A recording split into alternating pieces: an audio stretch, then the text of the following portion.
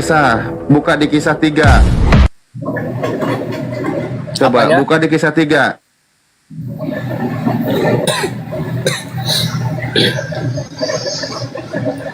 Bang, buka di kisah 3.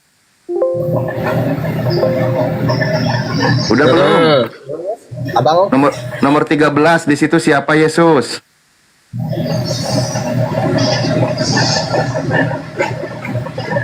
kisah 3. 13. Allah Abraham, Ishak dan Yakub. Allah nenek moyang. Ini kan dia. Iya betul. Terus apa punya abang beda? Ya, baca terus.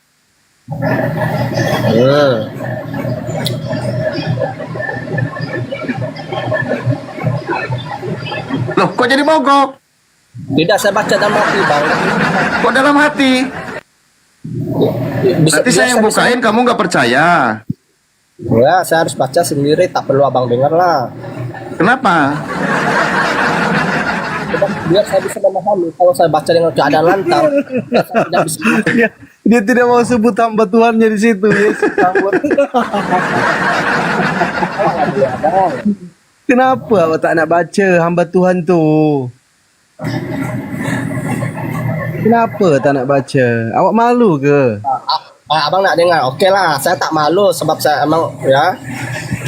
Buat apa Malu saya tak? malu? Tidak. Betul.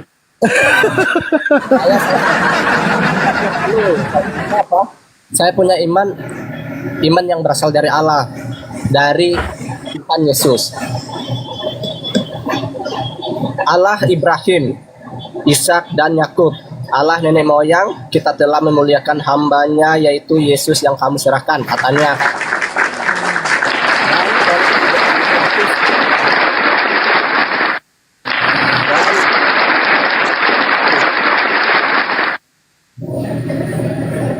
Tepuk tangan teman-teman. Berpendapat bahwa ia harus dilepaskan, tetapi kamu telah menolak yang kudus dan benar, serta menghendaki seorang pembunuh sebagai hadiahmu. Nah, udah percaya kalau di situ dia hamba Tuhan, hamba Allah. Kudus loh, Bang. Di situ ada kata kudus loh. Ada kata kudus. Kata Ada kata hamba Allah ada nggak? Hamba Tuhan ada nggak?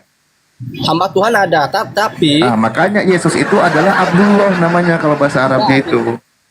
mereka mengklaim Yesus sebagai hamba Allah. Mereka yang menangkap Yesus, menyerahkan Yesus kepada Pilatus. Mereka aja percaya. Mereka aja setuju Yesus hamba Allah, kenapa kamu tolak? Kamu kan bukan penganut kitabnya ya, kamu kan menuhankannya. Beda. Karena mereka tidak percaya sama Yesus. Itu salah satu orang-orang yang tidak percaya menangkap Yesus, menyerahkan Yesus untuk dihukum mati. Oh, jadi Petrus itu Petrus berarti pembantah Yesus ya, bukan murid Yesus ya. Penyesat Petrus ya. Petrus itu penyesat ya. Itu kan Petrus lagi khutbah dia. Waduh, Petrus ini nggak sesuai dengan imannya Katolik, salah Petrus ini. Yes. Aduh, susah jelaskan dah bang. Susah. Nak jelaskan sebab abang sendiri tak paham bang. Ya, saya tak paham. Ya, Jadi di situ yang menjadi hamba dari Tuhannya Abraham siapa? abang cari tahu sendiri lah baru abang paham. Abang iman. Saya udah tahu Yesus. Kalau saya udah tahu Yesus. Ya, abang cari tahu sendiri lah. Abang iman. Udah tahu Yesus. Sampai abang bisa login lah nanti lah. Udah tahu Yesus. Iya, abang cari betul lihat. Udah dicari. Tidak. Udah jelas di situ namanya Yesus. Abang cuma klaim kamu macam hal apa ya? Kok mengklaim itu kitabmu bukan kitabku? Ya betul. Lah iya. Betul. Anda setuju nggak kalau dia hamba Tuhan di situ?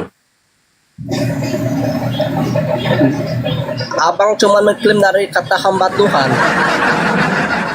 Enggak, bukan mengklaim, lagi nanya. Lagi nanya. Aduh, lucu lah ini. Lucu dia. Lucu lah bang, masih remaja baru umur belasan gini udah diajak debat agama, mana paten. Iya, makanya lucu kan. Makanya lucu logika. Itu kalau dekat saya udah dicubit itu ginjalnya itu pakai tang. Cuman ya karena jauh aja. Jadi gimana? Udah tahu kalau dia hamba Tuhan. Oh, saya belum bisa nerima. Oh ya udah tolak aja kitabnya, nggak apa-apa. Mencari karena orang yang betul-betul memahami, ya harus digali, dicari betul-betul Ya, sampai dapat. ya udah gali. Gali ya. Enggak macam gini, baru tahu satu kalimat, satu ayat, udah cenyenyesan bilang, Tuhanmu itu manusia apa segala macam lah. Iya, betul. Nah, yang parah, yang nggak tahu membantah, itu parah namanya. Nggak tahu, baru dengar, tapi membantah dan sok tahu, itu yang parah, gitu. Tahu satu ayat mending daripada nggak tahu setengah ayat pun tapi membantah, gitu. Enggak, setidaknya bisa memahami. Ya setidaknya tahu satu ayat pun kan, bukan membantah dulu, baru dia terima kan gitu. Setidaknya tahu dulu satu ayat. Kalau abang bilang setidaknya tahu satu ayat, udah berapa ayat saya jelaskan, tapi abang tetap mengklaim, abang menolak, abang membantah, oke kan? Loh, Abang tetap tanya. bukannya saya yang bantu tampilkan dari tadi? Tidak. Loh, dari tadi saya tampilkan itu apa itu yang saya tampilkan? Nggak tahu abang, sebab saya nggak fokus pada gambar. Oh, salah ternyata.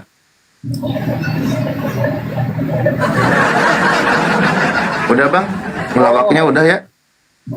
Oke bang, thank you bang, thank you. Iya. Sekejap, saya nggak cakap. Saya nggak Yesus cakap. memberkati. Amin. Tuhan Yesus memberkati. Tuhannya Yesus memberkati. Tuhan Yesus memberkati. Amin. Tuhannya, Bapak. Tidak. Tuhan Yesus memberkati. Bukan. Tuhannya orang Nazaret memberkati. Tidak. Loh, Mau ketawa abang. Ketawa abang. nah iya tadi kan dia orang Nazaret, gimana sih udah dibacain juga. Tuhanmu itu orang Nazaret loh kalau dilihat KTP Tuhanmu. Ya itu menurut apa logika abang lah. Oke tak apalah. Mau dia itu Tuhan orang Nazaret, mau dia itu Tuhan dari Jakarta, mau dia Tuhan dari Kalimantan, mau dia dari Tuhan Arab, tak peduli, yang penting dia Tuhan yang telah menyelamatkan iman saya. Gitu loh bang. Udah, abang tak perlu debat lah. Intinya abang urus betul-betul iman abang, urus agama abang betul-betul. Kalau abang betul-betul memahami agama abang, pasti abang memahami agama orang-orang lain. Betul itu. Waduh, ada gurunda ini. Aduh, bahaya ini. Oh, turun dia, woi. Assalamualaikum. Bang Zuma, Gurunda Zuma. Pairing. Assalamualaikum warahmatullahi wabarakatuh. Waalaikumsalam warahmatullahi wabarakatuh. Langsung turun Lanjut. dia. Siap Kanda. Hei, Silakan kemana? teman-teman. Kemana itu anak? Hei, tadi panjang lebar di sini, kenapa langsung hilang? Lagi nerapi Gurunda. Disuruh baca Yesus hamba Tuhan, dibaca dalam hati katanya. Sekali. Astagfirullah. Ada kegiatan Kanda? Baru Enggak, tadi dari perumahan. Terus hari ini si bungsu ulang tahun. Ditemani dulu. siap. Oh iya. Kita naikkan dulu jemaat-jemaat yang bukan hamba Tuhan ini. Oke, ada Bang siapa nih yang naik? Ada yang Kristen, silakan teman-teman Kristen kalau mau naik ya. Kita kasih kesempatan untuk teman-teman Kristen mau ngobrol-ngobrol santai boleh. Bang Pain ini Kristen atau Muslim Bang? Muslim ya. Oke, coba kita cari yang Kristen dulu. Silakan kalau ada teman-teman Kristen langsung kirim permintaan biar kita bisa ngobrol santai. Ya 1-2 jam, 2-3 jam. Ada bos. Oh, waalaikumsalam. Maaf kepencet, Bang. Wabarakatuh. Siap, saya izin turunkan Bang ya. Ya. Makasih. Silakan teman-teman Kristen. Ngobrol santai lama kali tadi itu sama Ustadz Alif itu si kecil itu. Si kecil, otaknya yang kecil. Dapat bansos Tuhannya. Coba mana teman-teman Kristen? Ayo yang mau ngobrol masih bisa ngobrol 1-2 jam. Jam berapa ini? Jam 1 masih bisa. Masih ada 1 jam ini 2 jam. Si bisa sambil tidur. Masih bisa Ganda. Iya. Kalau dengan Kristen ini kan biar sambil baring tutup mata 1 masih bisa. Sambil ngorok. Iya. Sambil ngorok pun bisa. Ya silakan teman-teman Kristen ya ngobrol-ngobrol santai. Dari tadi cari Bang Zuma ini kawan-kawan Muslim. Mana Bang Zuma? Biasa kuliah siang. Lanjut S7 saya, Bang.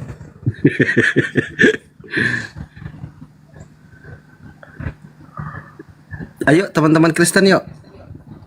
Oh ini ada Kang Dito juga. Bantu. Kang Dito ini dari mana ini? Jalan terus Kang Dito ini. Assalamualaikum warahmatullahi wabarakatuh. Gurunda, Bang Zuma, Satali. Waalaikumsalam warahmatullahi wabarakatuh. Bang Handi ngomong di sebelah langsung rungkat. Ini loh Bang Sadis Zuma. sekali berarti. Iya, gimana kan? Kesel gua. Berdasarkan dia survei, begitu ya. Siap. Dia bisa mendapatkan ada data-data yang buruk di Al-Quran. Mati mijat. Terus saya tanya lagi, kamu ngerti Al-Quran gak? Enggak. Saya tanya lagi, bagaimana kamu bisa mengklaim kalau kau nggak ngerti? Iya. Apa jawabannya Bang Zuma? Apa jawabannya? Apa jawabannya? Mencret. Kok mencret pula jawabannya? Itu Nggak bisa dia kira-kira. temukan. Nggak bisa. Hati mijat. Assalamualaikum warahmatullahi wabarakatuh. Waalaikumsalam. Waalaikumsalam warahmatullahi wabarakatuh. Nah ini murid saya nih Bang Zuma. Risto. Ini orangnya nih. Ini dia nih. Iya. Ya, Dende. Nah, bro, sekarang ya Pak Risto, silakan Anda tunjukkan yang buruk di Al-Quran, silakan. Oke. Di hukum Taurat dilarang berdusta, Pak ya. Bagus. Oke. Di Alkitab mau di Al-Quran dilarang berbohong kan, Pak? Iya. Betul. Siap. Jadi kalau di Indonesia ini menurut Bapak 70% orang ada nggak berbohong? Ada, kalian lah itu. Nah, Kalian lah itu yang berbohong. manusia loh Pak. Jadi Bapak nggak pernah berbohong. Saya Emang bohong kalian apa bukan ya? manusia, Pak? Mati mijat. Mati mijat. Parah. Aduh Pak. Kok ketawa ya? Gak tahu. Kalau di agama saudara ada nggak yang bukan bohong? Kurasa semuanya bohong deh. Saya bertanya loh Pak. Iya. Kan dijelaskan kalau di Alkitab. Jadi saya tidak mengerti Alkitab ini loh. Saya nol ilmu di Al-Quran, nol ilmu. Jadi seandainya dianalisa di Alkitab maupun di Al-Quran itu dilarang berbohong kan Pak? Iya. Jadi tidak boleh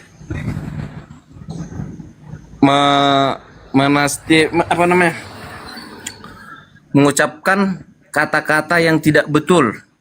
Iya. Jadi saya bilang tadi Apa adakah 70% di Indonesia ini manusia berbohong? Kata Bapak ada. Betul Apa tidak? maksudnya? Apa maksudnya? Orang, bukan muslim. Orang. Ya? Manusia. Iya, itu makanya tadi kan saya sudah jawab. Jadi Bapak nggak orang, nggak manusia. Kalian Bapak lah nggak itu pernah kan berbohong. Kan udah aku bilang tadi, Kristen lah itu pembohongnya. Jadi Bapak nggak pernah berbohong. Kalau saya berbohong apa? Hah? Saya berbohong apa? Aduh, jadi di antara di sini tidak pernah berbohong ya. Loh, Yang ikut Komal apa ini sih, ya. Nara?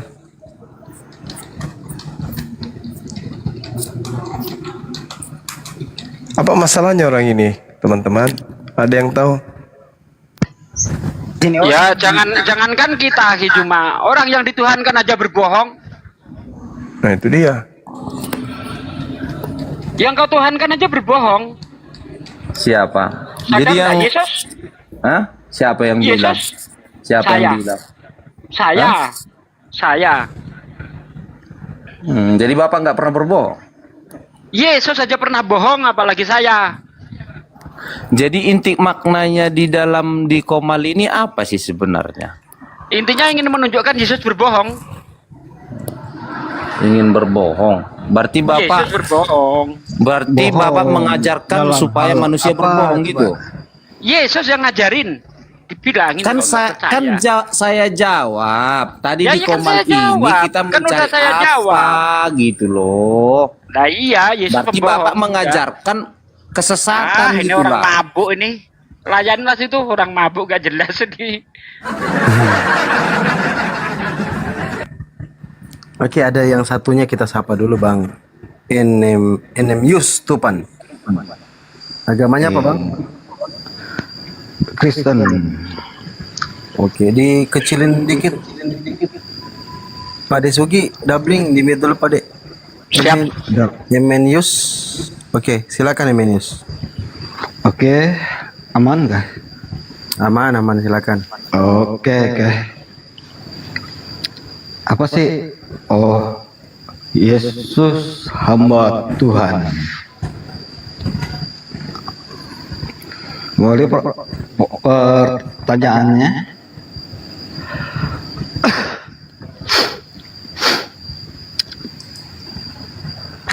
Yesus hamba Tuhan. Kenapa Anda menuhankan duplikat Yesus kan gitu? Maksudnya duplikat apa ini? Anda kan sudah tahu Yesus itu adalah hamba Tuhan. Yesus mengakui dirinya hamba Tuhan. Kenapa Entar dulu. Boleh saya minta pemahaman. Hamba dalam arti apa di situ? abdi, hamba, budak Tuhan. Jongos. Iya, betul. Budak.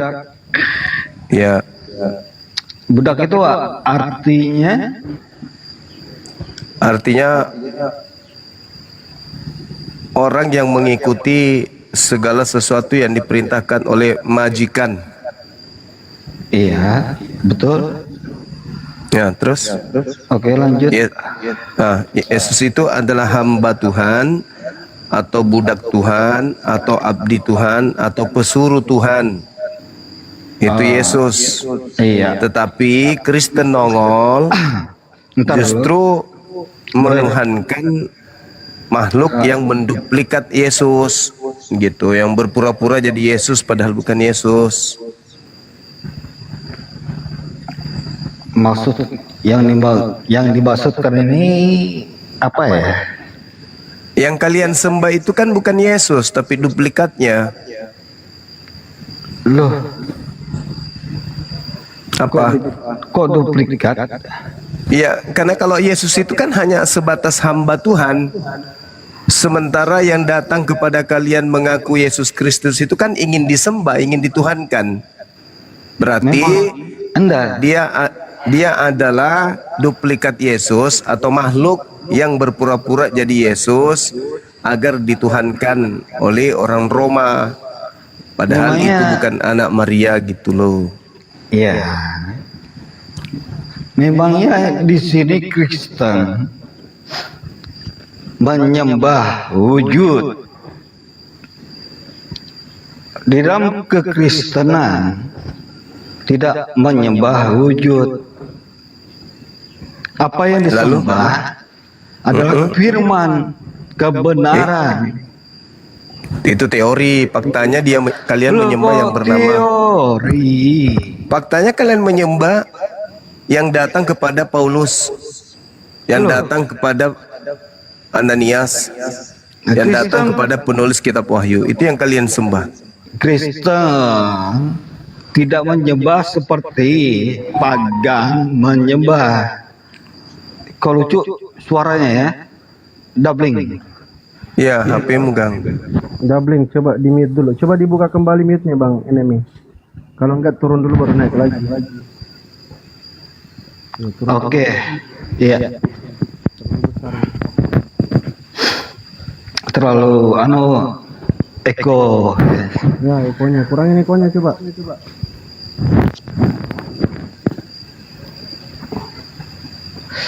Cek. Oke. Agak jelas ya. Masih. Kurangin. Internal mic-nya dimatiin. Wah, ini katro ini baru pakai soundcard ya. Iya. Ekonya. Jadi begitu, saudara. Parah ini. Iya. Parah iya. Yesus itu utusan Tuhan, hamba Tuhan yang datang kepada Bani Israel, mengajarkan Bani Israel menyembah kepada Tuhan yang benar. Kemudian setelah dia diangkat ke langit, muncul sosok makhluk mengaku-ngaku Yesus Kristus menemui Paulus di padang gurun. Makhluk inilah yang kalian sembah, bukan anak Maria. Yang kalian sembah itu oknum yang berbeda. Tapi kalian menyangka itu adalah anak Maria, padahal bukan. Kalian hanya menyangka. Tapi sebenarnya anak Maria itu tidak mengenal kalian. Kalian hanya mengikuti sosok makhluk yang ngaku-ngaku Yesus Kristus. Begitu, saudara. Oke, Bang Juma. Ya. Bang Juma memahami arti menyembah itu seperti apa? Ya, mengibadahi, mempertuhankan. Ibadahi seperti pagan, gitu? Iya, betul sekali, itu pintar. Kami di dalam kekristenan enggak seperti itu pemahamannya. Apa yang kami pahami dan kami sembah dan pengertian arti menyembah sembah adalah ketaatan. Ya, itu ketaatan Jadi, di dalam menjalankan perintah Tuhan.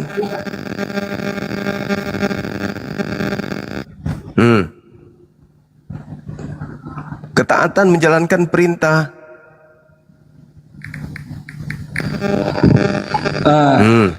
Ini moderator ini siapa juga ini? Coba matikan aja soundcardnya Pak Emenius. Buka aja soundcardnya itu. Bising kali kedengaran, woi. Enggak pakai soundcard. Loh. Dari Casnya. enggak ada. Dari situ. Mantap ini. Coba ngomong Pak. Nah. Masih juga. Oke, silakan Bang Emenius. Mulai didau. Udahlah gantilah. Nanti sakit telinga. Bukan soundcardnya, Dek. Orang ini pakai baterai. Sudah mulai lobet. Makanya suaranya sudah mulai mau dicas lagi pantatnya itu. Pakai aki basah, bukan aki kering. Baterai Mau dicolok korek. pantatnya pakai kabel listrik. Kabel telanjang dimasukin di pantatnya. Nah. Biar kuat. Ya, Bang Budi. Bang Budi. Selamat malam. Kang Dito yang sapa, aku doubling kurasa suaraku. Lanjut Kang Dito. Iya, iya. Bang Budi Col Semile. Bang Budi Col Semile, malam. Bang Col Semile. Kosong dia. Bob Chen. Selamat malam, Bang Bob. Bob, bro, dibuka mic-nya, bro. Ya, halo. Assalamualaikum. Waalaikumsalam. Bang Waalaikum. Angga. Assalamualaikum Pak Datuk. Ya, yang muslim silakan, yang sudah salam, ada yang mau sampaikan silakan.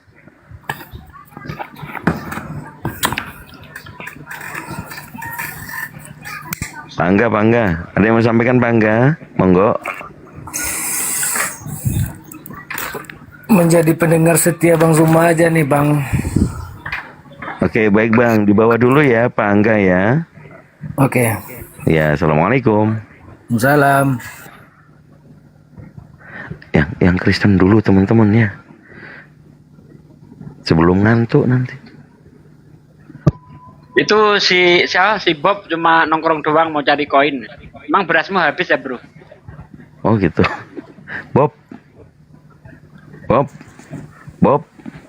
Bobby. Ya, ini Nah, dua ada koin udah cukup ya, Bob. 2 koin udah cukup bagus. Segitunya. Dia ngetik di bawah tadi, Akhi. Numpang nongkrong cari koin katanya kan. Allahu Akbar. ya. Ini ada Bang Alip Batasa Jim. Selamat malam. Kristen atau Muslim? Pak Alip. Waduh. Oke, Pak Leo. Selamat malam Pak Leo. Pak Leo, selamat malam. Leo itu singa ya. Leo kosong Leo. Ya, ME News coba diperbaiki dulu. Sudah bagus belum? Wah, masih nggak bagus ya. Dia baru pakai soundcard kayaknya itu Pak Desugi, jadi nggak bisa cara pakainya. Kaum kosong juga dia. Ayo naikin lagi Pan.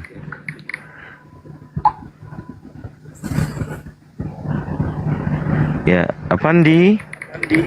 Selamat malam. Ya malam Kang Dito, gimana? Ya, Kristen atau Muslim? Aku Islam Bang, gimana? Oh, Islam garis apa Bang? Penggaris? Kamu yang naik, kau yang nanya gimana?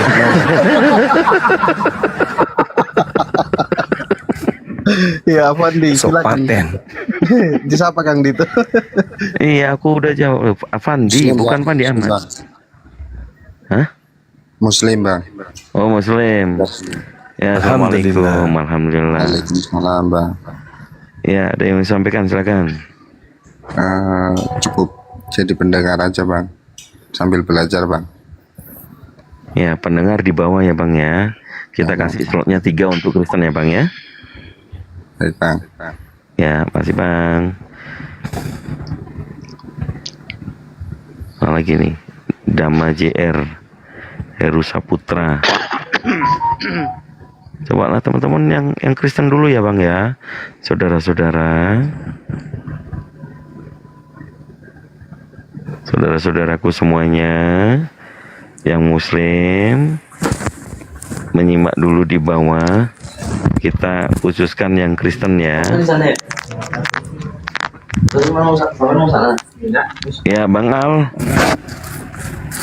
Pak Dama JR. Pak Dama JR, selamat malam. Iya, malam bang. Ya, Kristen atau Muslim, Bang? Kristen bang. Bang Dama. Kristen bang, Kristen. Oke, Kristen, standby dulu Bang ya. Saya sapa dulu ini Alexander, selamat malam. Oh, Loh? Oh, turun. Oke, silakan Bang Dama. Temanya Yesus punya duplikat gitu. Lanjut. Tafadhol Gurunda. Oke, terima kasih. Selamat malam semua, dan saya merasa terhormat di malam hari ini karena bisa ada dalam Komal ini bersama-sama orang yang hebat yang biasa disebut Gurunda Juma. Ya, saya minta penjelasan mengenai topik tema yang disampaikan ini. Maksud dari Yesus punya duplikat itu, maksudnya penjelasannya gimana? Iya, baik.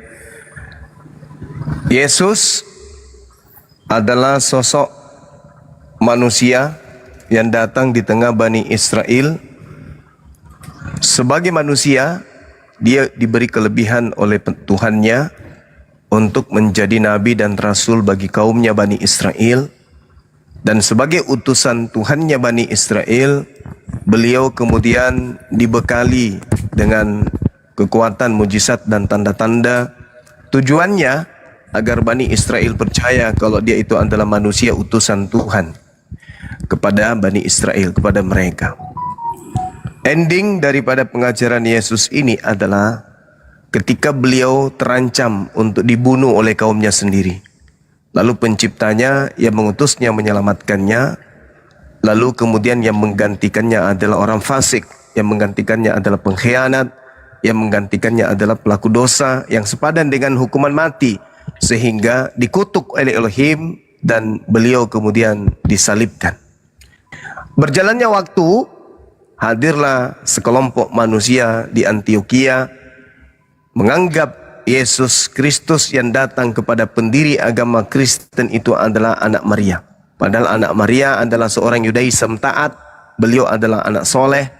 Dia adalah orang yang kemudian menjalankan segala perintah Tuhannya dengan seksama dan tidak pernah ingkar dalam menjalankan apa yang dititahkan oleh Tuhannya kepadanya. Nah, sedangkan Kristen mengusung Kristus atau Yesus Kristus atau Kristus Yesus sebagai Tuhan.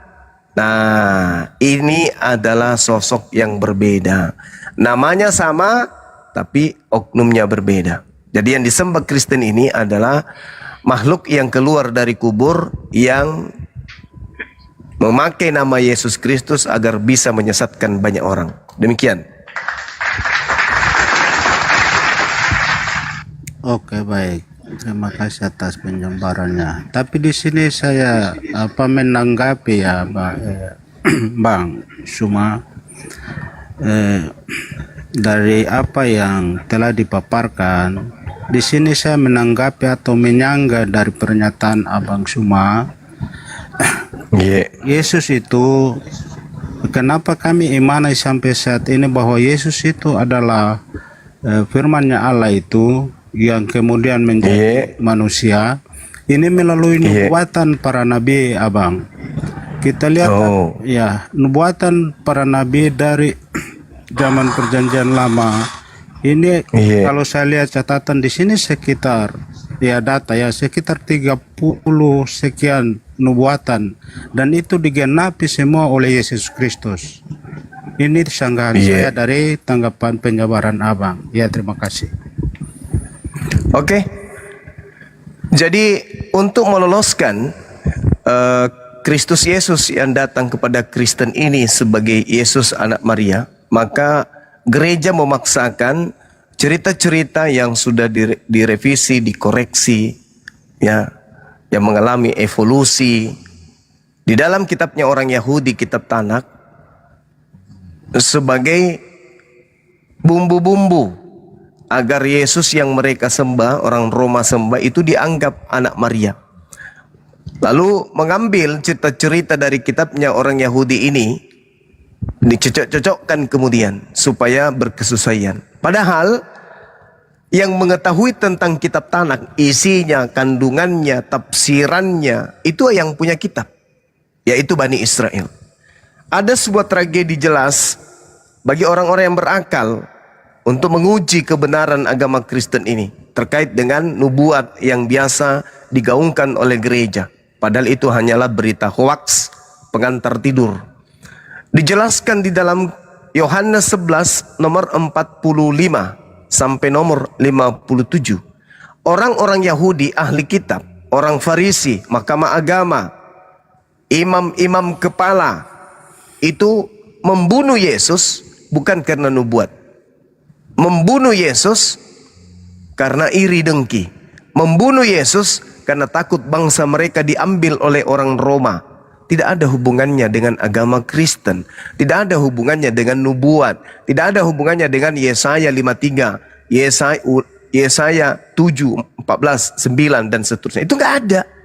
Tapi Kristen membumbu-bumbuhi konsep Romawi pagan untuk supaya diterima oleh halayak banyak dengan menggunakan kitabnya orang Yahudi dan mencocok-cocokkan, menyambung-nyambungkan. Itu nggak ada hubungannya sebenarnya. Jadi yang tahu kitab Tanakh, yang tahu kitab Taurat itu adalah yang punya kitab. Sedangkan Kristen jangankan tahu, membacanya saja nggak bisa. Jadi istilah Yesus mati menebus dosa, Yesus mati disalib, bangkit, itu menggenapi nubuat, itu alat untuk dipakai Kristen zaman dulu sebelum Bang Suma lahir. Zaman dulu sebelum apologet Islam Indonesia lahir. Jadi itu dijadikan sebagai bahan jualan untuk dipromosikan kepada orang-orang yang awam. Tapi sekarang promosi itu udah basi, udah usang. Karena kita sudah membongkar Bible dan ternyata yang punya kitab membunuh Yesus, ya, berupaya membunuh, menghilangkan Yesus, melenyapkan Yesus karena takut bangsanya dirampas oleh penjajah Romawi. Bukan karena dosa waris. Jadi Kristen ini cuman akal-akalan doang demi untuk menjalankan misi penyembahan terhadap makhluk padang gurun yang datang kepada Paulus yang mengaku sebagai bintang timur yang pernah mengatakan akulah awal dan akhir. Padahal itu bukanlah anak Maria. Demikian. Oke, baik Gurunda.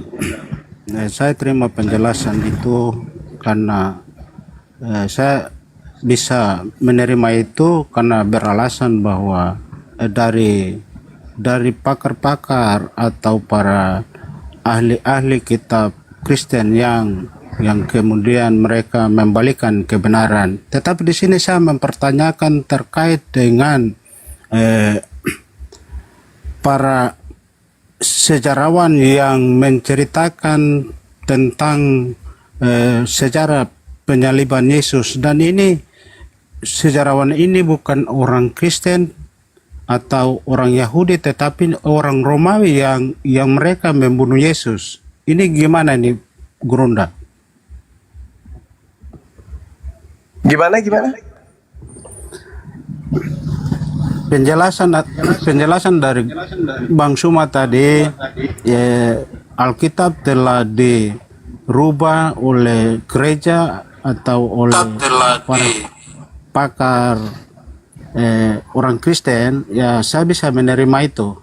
Artinya supaya membenarkan apa yang mereka sampaikan. Tetapi di sini ada sejarah yang mencatat tentang penyaliban Tuhan Yesus, dan sejarah ini ditulis bukan orang Yahudi atau Israel tetapi orang Romawi. Gimana ini tanggapan atau penjelasan dari Bang Juma? Iya. Jangankan penulis sejarah atau tulisan-tulisan mereka yang dianggap bersejarah, kitab yang kalian anggap firman Tuhan saja itu tidak identik dengan sejarah yang sesungguhnya. Apalagi penulis sejarah itu bukan nabi, bukan rasul. Sehingga catatan-catatannya tidak bisa dijadikan sebagai standar. Apalagi yang Anda katakan penulis sejarah itu adalah orang-orang yang identik dengan kekristenan, yang ingin kemudian menjalankan misi kekristenan. Jadi sejarah yang menopang tentang kejadian peristiwa yang diceritakan di dalam Bible itu dituliskan oleh orang-orang yang punya kepentingan untuk agama Kristen atau kerajaan Romawi pada masa itu. Jadi itu tidak ngefek terhadap keadaan yang sesungguhnya. Bible telah memuntahkan isinya. Banyak orang yang melihat kebesaran daripada Tuhan yang melakukan mukjizat melalui perantaraan Yesus. Kemudian setelah melihat itu, apa yang Yesus lakukan, termasuk membangkitkan Lazarus, saudaranya Maria, mereka datang melapor kemudian kepada imam-imam kepala mahkamah agama, kepada orang Farisi.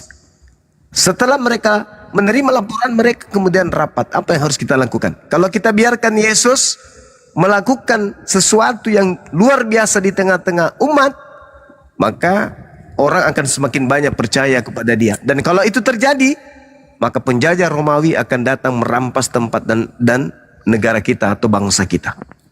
Imam kepala angkat bicara, kalian tidak tahu apa-apa dan kalian tidak insaf. Adalah lebih baik Yesus mati daripada seluruh umat Israel itu mati binasa. Maka mulai tahun itu Kayapas sebagai imam besar kemudian bernubuat, Yesus harus mati untuk bangsa Israel, bukan untuk orang-orang di luar Bani Israel. Itu pun kematiannya bukan karena tebus dosa, tapi kematiannya demi supaya orang-orang Roma tidak datang merampas tempat mereka. Itu. Berjalannya waktu, Kristen membuat sandiwara. Wah, Yesus mati, nembus dosa, dan seterusnya. Apa pembuktiannya bahwa itu adalah sandiwara? Coba Anda baca Galatia 3 nomor 13. Siapa yang mengajarkan Paulus kalau Yesus itu mati terkutuk? Itu dulu. Seluruh dunia orang Kristen tidak akan pernah bisa menjawab. Kristus telah menebus kita dari kutu hukum Taurat. Dari mana dan siapa yang mengajarkan Paulus metode ini? Begitu bencinya kah Paulus kepada Yesus? Begitu tingginya kah kemudian semangat memusuhi Yesus?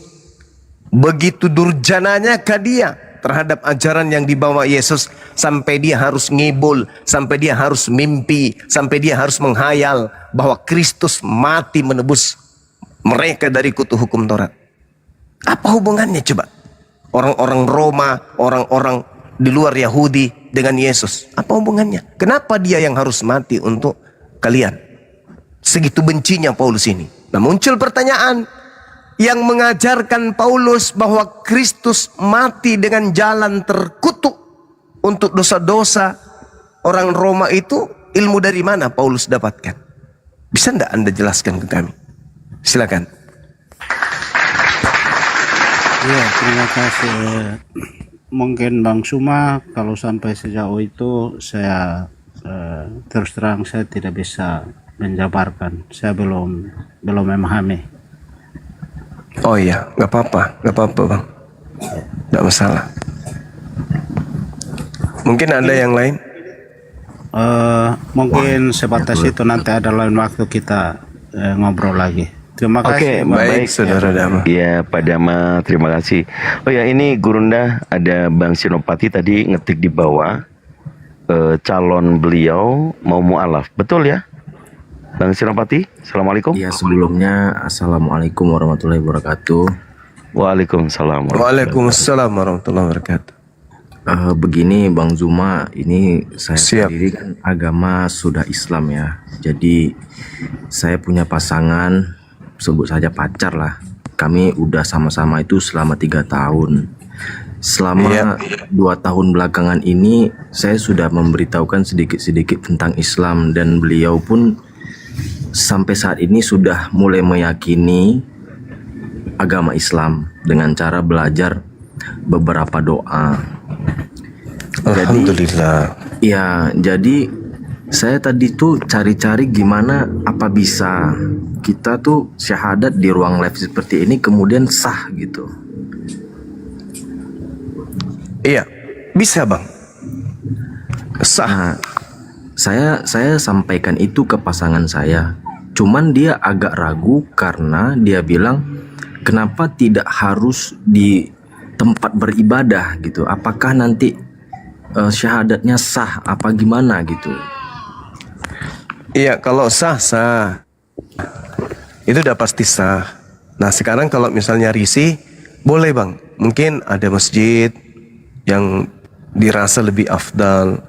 Tapi saran kami cari masjid yang punya surat keterangan, yang bisa memberikan surat keterangan mu'alaf. Oh gitu. Tapi kalau misalkan dari Bang Zumanya untuk memualafkan, apa bisa nanti ada surat keterangan mualafnya? Ada, kita resmi. Yayasan kami itu resmi dari negara. Oh, dengan cara menunjukkan Jadi KTP ya? Ya, KTP-nya diserahkan ke kami, nanti kami buatkan kemudian sertifikat berdasarkan identitas tersebut. Kebetulan saya Begitu. lagi sama pasangan saya sih sekarang ini. Oh, iya. Ibaratnya apakah bisa dibantu mualafkan gitu, Bang Zuma? Bisa. Itu bagian dari tugas kita untuk mempermudah saudara-saudara non-muslim untuk masuk agama Islam. Nanti untuk data KTP-nya saya kirim kemana ya? Itu berupa foto, file atau? Foto aja, dipoto dengan tanda tangan di atas kertas putih supaya nanti tanda tangannya kita masukkan ke dalam sertifikatnya. Bisa menghubungi Bang Handi atau Dinda Fandi atau ini ada ketua kita di sini, Ketua Dinda Alif. Jadi untuk proses mualafnya nih Bang Zuma, apakah saya harus tunggu setelah komal Bang Zuma apa gimana?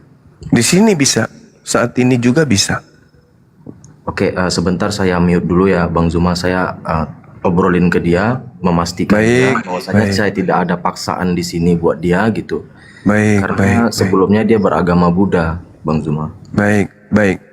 Oke, saya turun dulu Bang Zuma, nanti saya langsung. Silakan Bang. Silakan. Terima kasih Bang Zuma dan abang-abang. Terima kasih Saudara Senopati. Waalaikumsalam. Waalaikumsalam warahmatullahi wabarakatuh. Masya Allah ya, Masya Allah. Pak Dama mungkin mau juga kirim KTP-nya juga Pak Dama. Tadi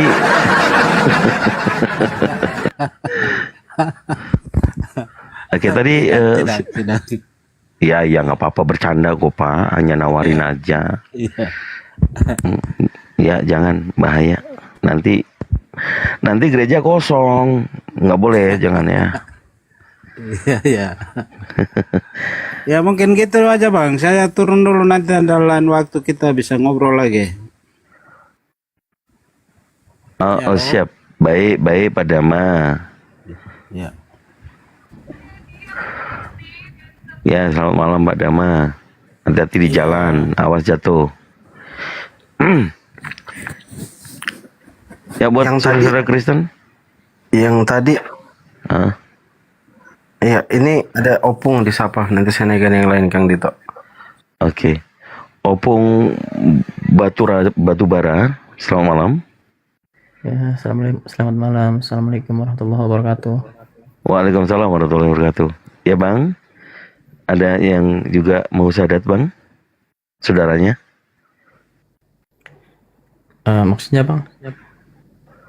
Tadi kan ada saudara muslim kita juga naik memberitahukan ada yang mau mu'alaf. Anda naik orang muslim, saudara kami juga, ada yang mau disampaikan, silakan. Sebenarnya gini sih, pengen dapat pencerahan yang lebih banyak aja dari para apologet Islam, dari ustadz-ustadz, gimana supaya orang-orang muslim yang awam kayak seperti saya biar teguh imannya gitu, biar tidak mudah terpancing emosi juga sama orang-orang non muslim gitu.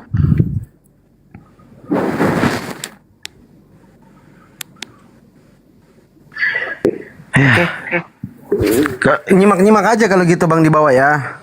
Belajar-belajar di bawah, nyimak-nyimak biar kita naikkan teman-teman Kristen. Izin saya turunkan Opung Batubara ya. Oh iya Bang. Biar kita naikkan teman-teman Kristen sambil nyimak-nyimak. Iya. Di komal-komal lintas agama. Siap Bang, siap. Terima kasih. Assalamualaikum warahmatullahi wabarakatuh. Waalaikumsalam warahmatullahi wabarakatuh. Santai bro, selamat malam. Santai bro.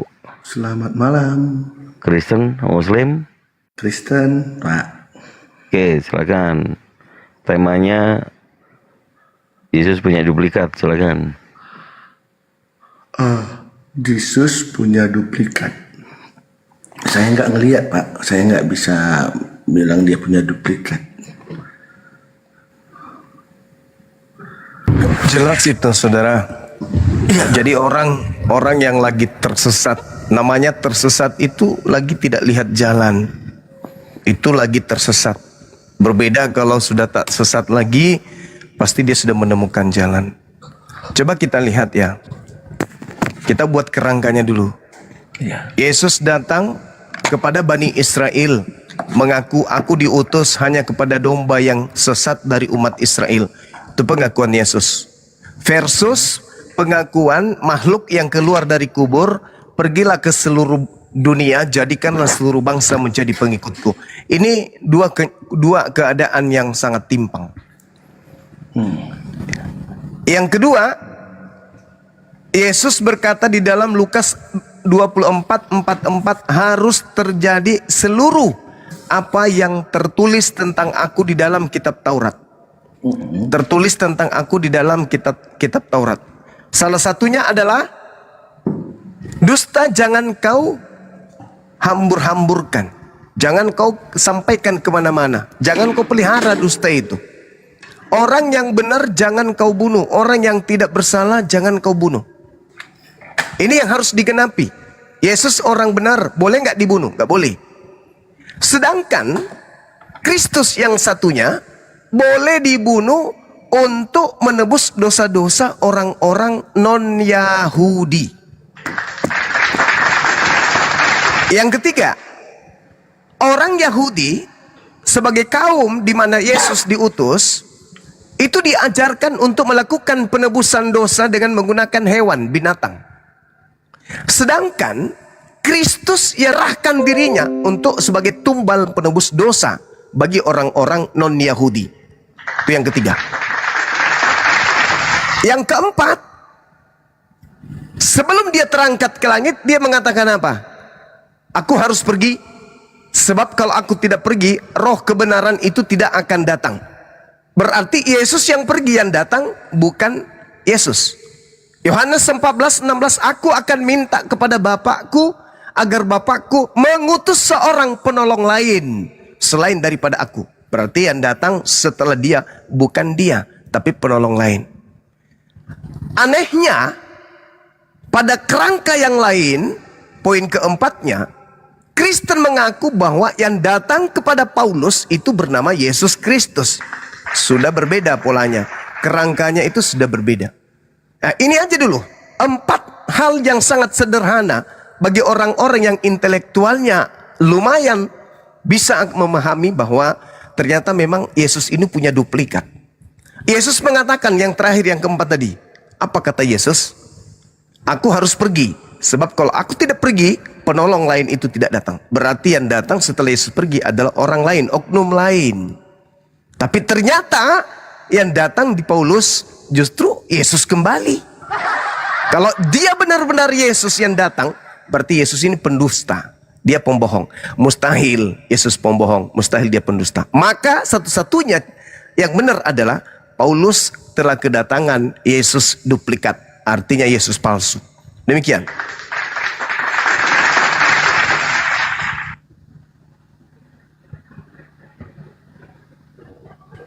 Bang Santai silakan. Bang Santai. Oke Mas, terima kasih penjelasannya. Sekali semuanya mungkin nggak bisa dijawab. Satu-satu saya jawab ya Pak ya. Poin satu tadi ya, poin satu menarik tuh. Anda mengatakan bahwa Yesus berkata, aku hanya diutus untuk domba-domba yang hilang dari bangsa Israel. Oke, benar perkataannya. Kemudian konteks perbedaannya adalah ketika dia bangkit, dia mengatakan pergilah ke seluruh dunia. Nah, itu berarti ke seluruh orang.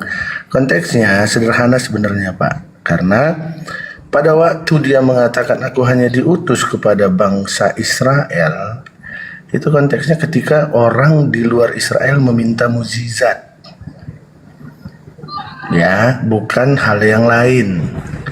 Pada waktu itu perempuan Kanaan itu Sirofenisia minta kepada dia, tolong anakku sakit. Jadi yang dijawabnya itu adalah mukjizat itu hanya diberikan kepada orang Israel. Kenapa? Tuhan itu bukan datang untuk jago-jagoan atau yang lain, tetapi dia ingin menunjukkan bahwa yang mengenal dialah yang dapat mukjizat. Kalau enggak, bisa aja dia datang ke China, Jepang atau yang lain berlakukan mukjizat. Hal itu tidak akan dimengerti oleh mereka siapa dia, kenapa dia bisa melakukan mukjizat. Konteksnya jelas. Yang pertama itu tentang melakukan mukjizat. Sementara Yesus sendiri mengatakan, inilah darahku, darah perjanjian yang ditumpahkan bagi banyak orang untuk pengampunan dosa. Di situ tidak disebutkan sama sekali kesukuan Israel tentang penebusan dosanya. Jadi tujuannya utama, kalau mukjizat pasti dilakukannya untuk orang Israel. Kenapa? Karena sia-sia dia melakukan mukjizat kalau nggak tahu arti kenapa dia bisa melakukan mukjizat, kenapa dia melakukan itu. Karena dia melakukan hanya untuk orang Israel yang mengerti. Nah, sementara untuk keselamatan dia berikan untuk semua. Jelas dikatakannya, inilah darahku, darah perjanjian yang diberikan yang ditumpahkan bagi banyak orang untuk pengampunan dosa. Ya, jadi itu poinnya satu, jelas ya Pak ya, beda. Oke, apa kita bahas selanjutnya atau saya tanggapi dulu. Oke, silakan Pak. Iya. Jadi kalau hanya sudut pandang itu saja, ya bisa lolos. Hanya saja sayangnya, ketika Yesus mengatakan dia diutus hanya kepada domba, di situ Yesus menyatakan dengan sangat valid, di luar domba adalah anjing. Lagi-lagi orang non-Yahudi ini ketika menyatakan dirinya mengiyakan setelah dikatakan anjing oleh Yesus, Yesusnya bukannya menimpali dengan mengatakan, oh tidak, karena kamu percaya maka kau sudah jadi pengikutku. Enggak, malah dikatakan apa? Imanmu besar. Yesus mengatakan, ibu anjing. Si anjing mengatakan, betul, aku memang anjing. Yesus mengatakan apa? Top markotop, jempol buat ente, imanmu besar, jadilah seperti apa yang engkau inginkan. Jadi wanita tadi berubah nggak jadi domba? Enggak. Selama-lamanya dia lidahnya menjulur. Siapa yang memberikan tulang, itu yang dijilat. Kemudian di ufuk yang berbeda, Yesus mengatakan kepada ke-12 muridnya, jangan ente ke bangsa lain. Jadi nggak bisa. Kehadiran Kristen itu hanya karena Paulus. Kalau nggak ada Paulus, nggak ada Kristen. Galatia 1:15, aku diutus kepada non-Yahudi. Kalau kita melihat seluruh ucapan murid Yesus, sayangnya nggak ada murid Yesus yang menulis Bible. Lukas bukan murid Yesus, penulis Matius bukan murid Yesus, Yohanes juga bukan penulis Yesus, apalagi Markus, apalagi Paulus. Sayang sekali, nggak ada murid Yesus itu yang mengaku diutus kepada non-Yahudi. Hanya Paulus, aku diutus kepada orang-orang yang tidak bersunat, aku diutus kepada non-Yahudi. Yang utus apa? Yang utus adalah Yesus duplikat, Yesus palsu. Ada nggak murid Yesus diutus untuk non-Yahudi? Nggak ada, nggak ada. Oleh karena itulah kemudian saudara, ketika Yesus berpesan dia diutus hanya kepada domba yang sesat, Yesus pun berpesan kepada ke-12 muridnya, jangan ke bangsa lain yo, jangan. Kalau kamu taat kepada aku, ya nggak mungkin kamu ke bangsa lain. Makanya ada Yahudi, ada Kristen. Kenapa? Karena ada dua Yesus. Yesus yang pertama mengajarkan tentang Yudaism. Mereka menjalankan hukum Taurat. Matius 23, nomor 1, nomor 2, nomor 3. Jangan kau mengikuti. Sebab orang-orang ahli kitab dan orang Farisi telah menduduki kursi Musa. Dengarkan apa yang mereka ucapkan. Jangan kau ikuti apa yang mereka kerjakan. Sebab mereka mengucapkan kata-kata hukum Taurat, tetapi mereka tidak mempraktekkan. Jadi Yesus mengajarkan untuk mempraktekkan hukum Taurat. Sedangkan Kristen adalah orang yang sudah didoktrin dan didogma bahwa jika ada kebenaran di dalam hukum Taurat, maka sia-sialah kematian Kristus. Di dalam Galatia 2 nomor 21. Kamu lepas dari kasih karunia jika kamu mengharapkan ada kebenaran di dalam hukum Taurat. Galatia 5 nomor 4. Makanya Kristen itu di Galatia 5-nya nomor 1 dibebaskan dari hukum-hukum Taurat. Makanya Kristen bukan lagi hamba Tuhan, tetapi tetap aja menghamba. Oh, ternyata hamba Kristus. Jadi gitu saudara. Jadi Yesus tidak pernah merubah kemudian konsep domba dan anjing. Yang ngaku-ngaku dan yang percaya kepada Yesus pada zamannya dianggap anjing, gak pernah berubah menjadi domba. Jadi kalau hari ini ada yang percaya ngaku-ngaku sebagai pengikut Yesus, jangankan ente yang hidup 2000 tahun, yang berhadapan langsung kepada Yesus aja hanya diberi titel anjing. Demikian Bu, silakan. Oke, terima kasih tanggapannya, mantap. Penjelasannya sederhana Pak. Pada waktu dia mengutus murid pertama kali, ada 70 murid yang diutus, dia tidak menyuruh kepada bangsa lain karena mereka bukan memberitakan keselamatan, tetapi memberitakan mujizat, sama dengan yang dilakukan Yesus. Tetapi setelah dia naik ke surga, yang diberitakan adalah keselamatan. Beda konteks yang dijalankan. Pada waktu mengutus 70 murid yang dilarang menyimpang kepada bangsa lain itu melakukan mukjizat. Itu sebelum Yesus mati dan memberikan darahnya untuk pengampunan dosa. Setelah dia mati dan memberikan darahnya untuk pengampunan dosa, yang diberi tugaskannya kepada muridnya adalah pergilah ke seluruh dunia, beritakanlah Injil kepada segala makhluk. Jelas, tujuannya itu jelas. Mukjizat dibuatnya bukan sembarangan pada waktu memberikan mukjizat pada waktu itu karena hanya orang Israel yang mengerti, tetapi ketika dia telah memberikan jalan keselamatan itu untuk seluruh bangsa. Dan kedua, tadi Anda mengatakan bahwa tidak ada satu pun murid Yesus yang memberikan memberikan Injil kepada bangsa-bangsa lain. Anda mungkin kurang baca. Anda mungkin pernah tahu tentang yang namanya Cornelius. Cornelius itu langsung Petrus loh yang memberikan penginjilan kepada dia dan membaptis malahan. Nah, di situ disebutkan bahwa di Kisah Rasul 10:45 ada dikatakan, dan semua orang yang percaya dari golongan bersunat yang menyertai Petrus tercengang-cengang karena mereka melihat bahwa karunia Roh Kudus dicurahkan ke atas bangsa-bangsa yang lain juga.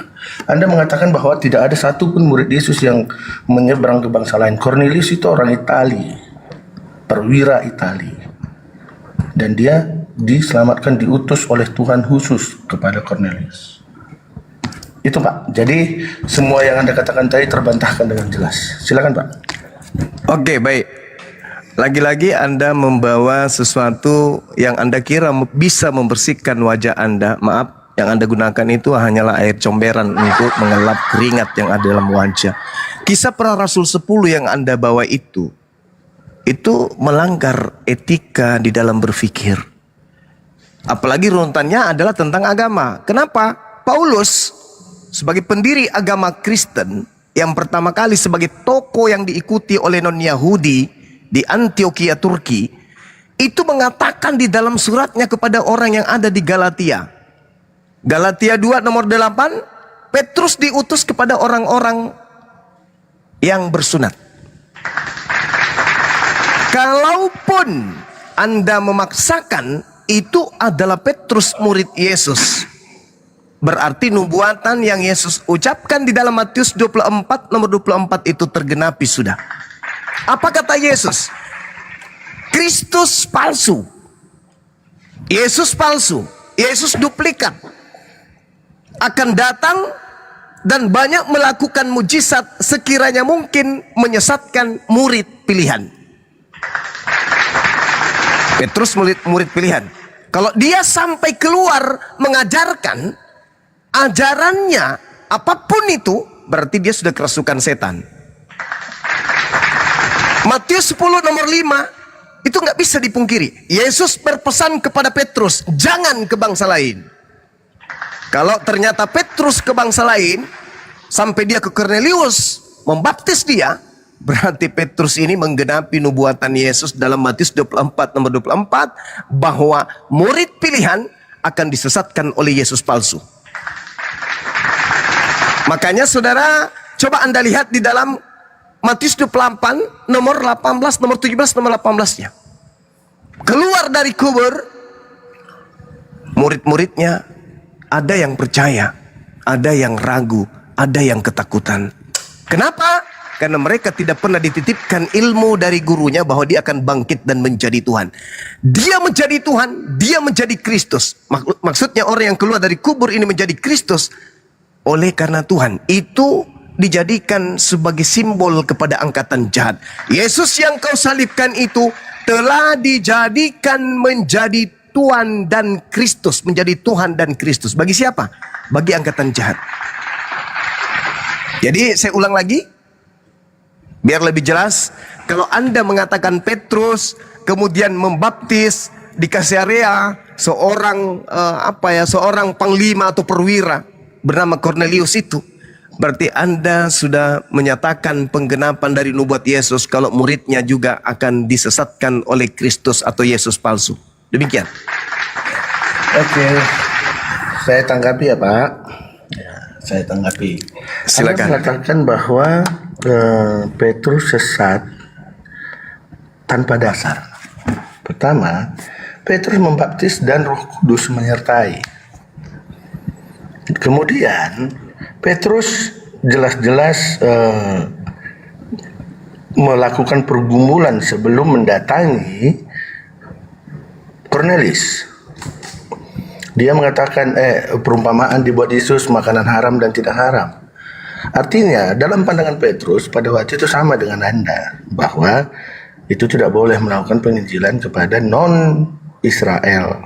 Tetapi Tuhan mengatakan apa yang kau nyatakan halal, jangan kau katakan haram, itu makanannya. Jadi itu yang diperintahkannya. Makanya setelah itu dia berangkat menuju rumah Pak Cornelius. Nah, jadi Anda mengatakan Petrus sesat, dengan sederhana dijawab oleh seluruh perikop itu, seluruh kejadian ceritanya secara keseluruhan. Tidak ada sesatnya, tetapi memang kehendak Tuhan bahwa ke bangsa-bangsa yang lain. Pencapannya juga pernyataannya dimeteraikan dengan Roh Kudus. Kemudian Anda tadi membawa ayat Matius 24 ayat 24. Sebab Mesias-Mesias palsu dan nabi-nabi palsu akan muncul dan mereka akan mengadakan tanda-tanda dahsyat dan mujizat-mujizat sehingga sekiranya mungkin mereka menyesatkan orang-orang pilihan juga, sekiranya mungkin. Oke. Anda mengatakan bahwa itu yang menjadi nubuat Yesus bahwa Petrus akan tersesat. Di sini sama sekali tidak mengatakan bahwa untuk bangsa lain, ya, nggak ada disinggung bangsa lain. Kemudian Anda salah mengutip nama Yesus dengan Mesias. Yesus itu nama. Mesias itu jabatan. Ya, jadi tidak ada Yesus-Yesus yang lain. Mesias ada disebut. Ini yang diurapi juga, ini juga diurapi. Tetapi Yesus yang secara pribadi yang dikatakan di dalam yang lahir dari Maria dan lain-lain itu namanya Yesus namanya. Sementara Mesias itu salah satu jabatannya atau julukannya atau jati dirinya. Seperti itu. Jadi kalau Anda mengatakan nubuatnya tergenapi ketika Cornelius dibaptis, nggak ada nyambungnya. Ya, jadi cari dalil yang lain yang lebih nyambung, yang memang mengena. Silakan Pak. Kalau memang masih ada dalil yang lain yang masih mengena, Pak. Oke. Justru Anda yang tidak bawa dalil. Oke ya. Jadi gini, kalau Anda menyatakan tadi tentang Cornelius, Anda harus paham. Kalau Yesus Anda katakan yang datang kepada Petrus atau Roh Kudus yang Anda katakan datang kepada Petrus, karena dia sudah tersesat, maka yang datang itu bukan Roh Kudus tapi iblis. Yesus yang mengatakan itu. Matius 24, ketika Anda membaca secara cermat, Kristus yang dimaksud Yesus itu adalah dirinya. Yesus palsu. Kenapa saya katakan Yesus menubuatkan itu Yesus palsu? Dirinya yang palsu. Data 27-nya jelas kok sebagai pembanding. 27 Matius 24 itu Anda saja yang kurang belajar. Kemudian apa katanya? Sebab sama seperti kilat memancarkan cahaya dari timur sampai ke barat, demikianlah kelak kedatangan siapa? Anak manusia. Siapa itu? Yesus. Berarti Kristus palsu ya Yesus. Tapi palsu. Makanya Yesus membandingkan antara Yesus yang datang melakukan banyak mujizat dengan kedatangannya sebagai anak manusia. Susah Kristen hari ini untuk menipu orang-orang Islam. Kemudian saudara, Anda baca Matius 16 nomor 23. Petrus sudah dikatakan oleh Yesus, engkau adalah iblis, enyahlah daripadaku. Jelas kok. Petrusnya dikatakan iblis. Siapa yang mengatakan iblis kepada Petrus? Ya Yesus. Masih mending saya mengatakan Petrus sesat. Saya mengatakan Yesus itu murtad, menggenapi nubuatan Yesus yang mengatakan bahwa si iblis ketika datang membawa nama Yesus, dia menyesatkan Petrus sebagai murid pilihan. Itu data saudara. Tolong bawa data, jangan hanya congor. Matius 16 nomor 23. Petrus disebut apa di sana? Iblis. Malah diusir si Petrus. Enyahlah iblis, enyahlah Petrus, iblis, Petrus, iblis. Itu dalil, Bung. Jadi jangan kamu bangga. Seakan-akan, wah kami ini murid Yesus. Betul, kamu bukan hanya sekedar murid Yesus saudara. Kamu adalah hambanya Yesus. Tapi Yesus palsu. Yesus palsu yang Anda sembah itu. Silakan. Oke, saya jawab ya. Terima kasih penjelasannya. Tetapi tetap saya melihat tidak nyambung. Oke, saya baca semua ayat-ayat sebagai referensi Anda. Pertama, Anda tetap merujuk kepada Matius 24. Matius 24 itu berbicara tentang akhir zaman sebenarnya. Pada waktu kejadian Petrus tidak ada sama sekali, belum sama sekali akhir zaman.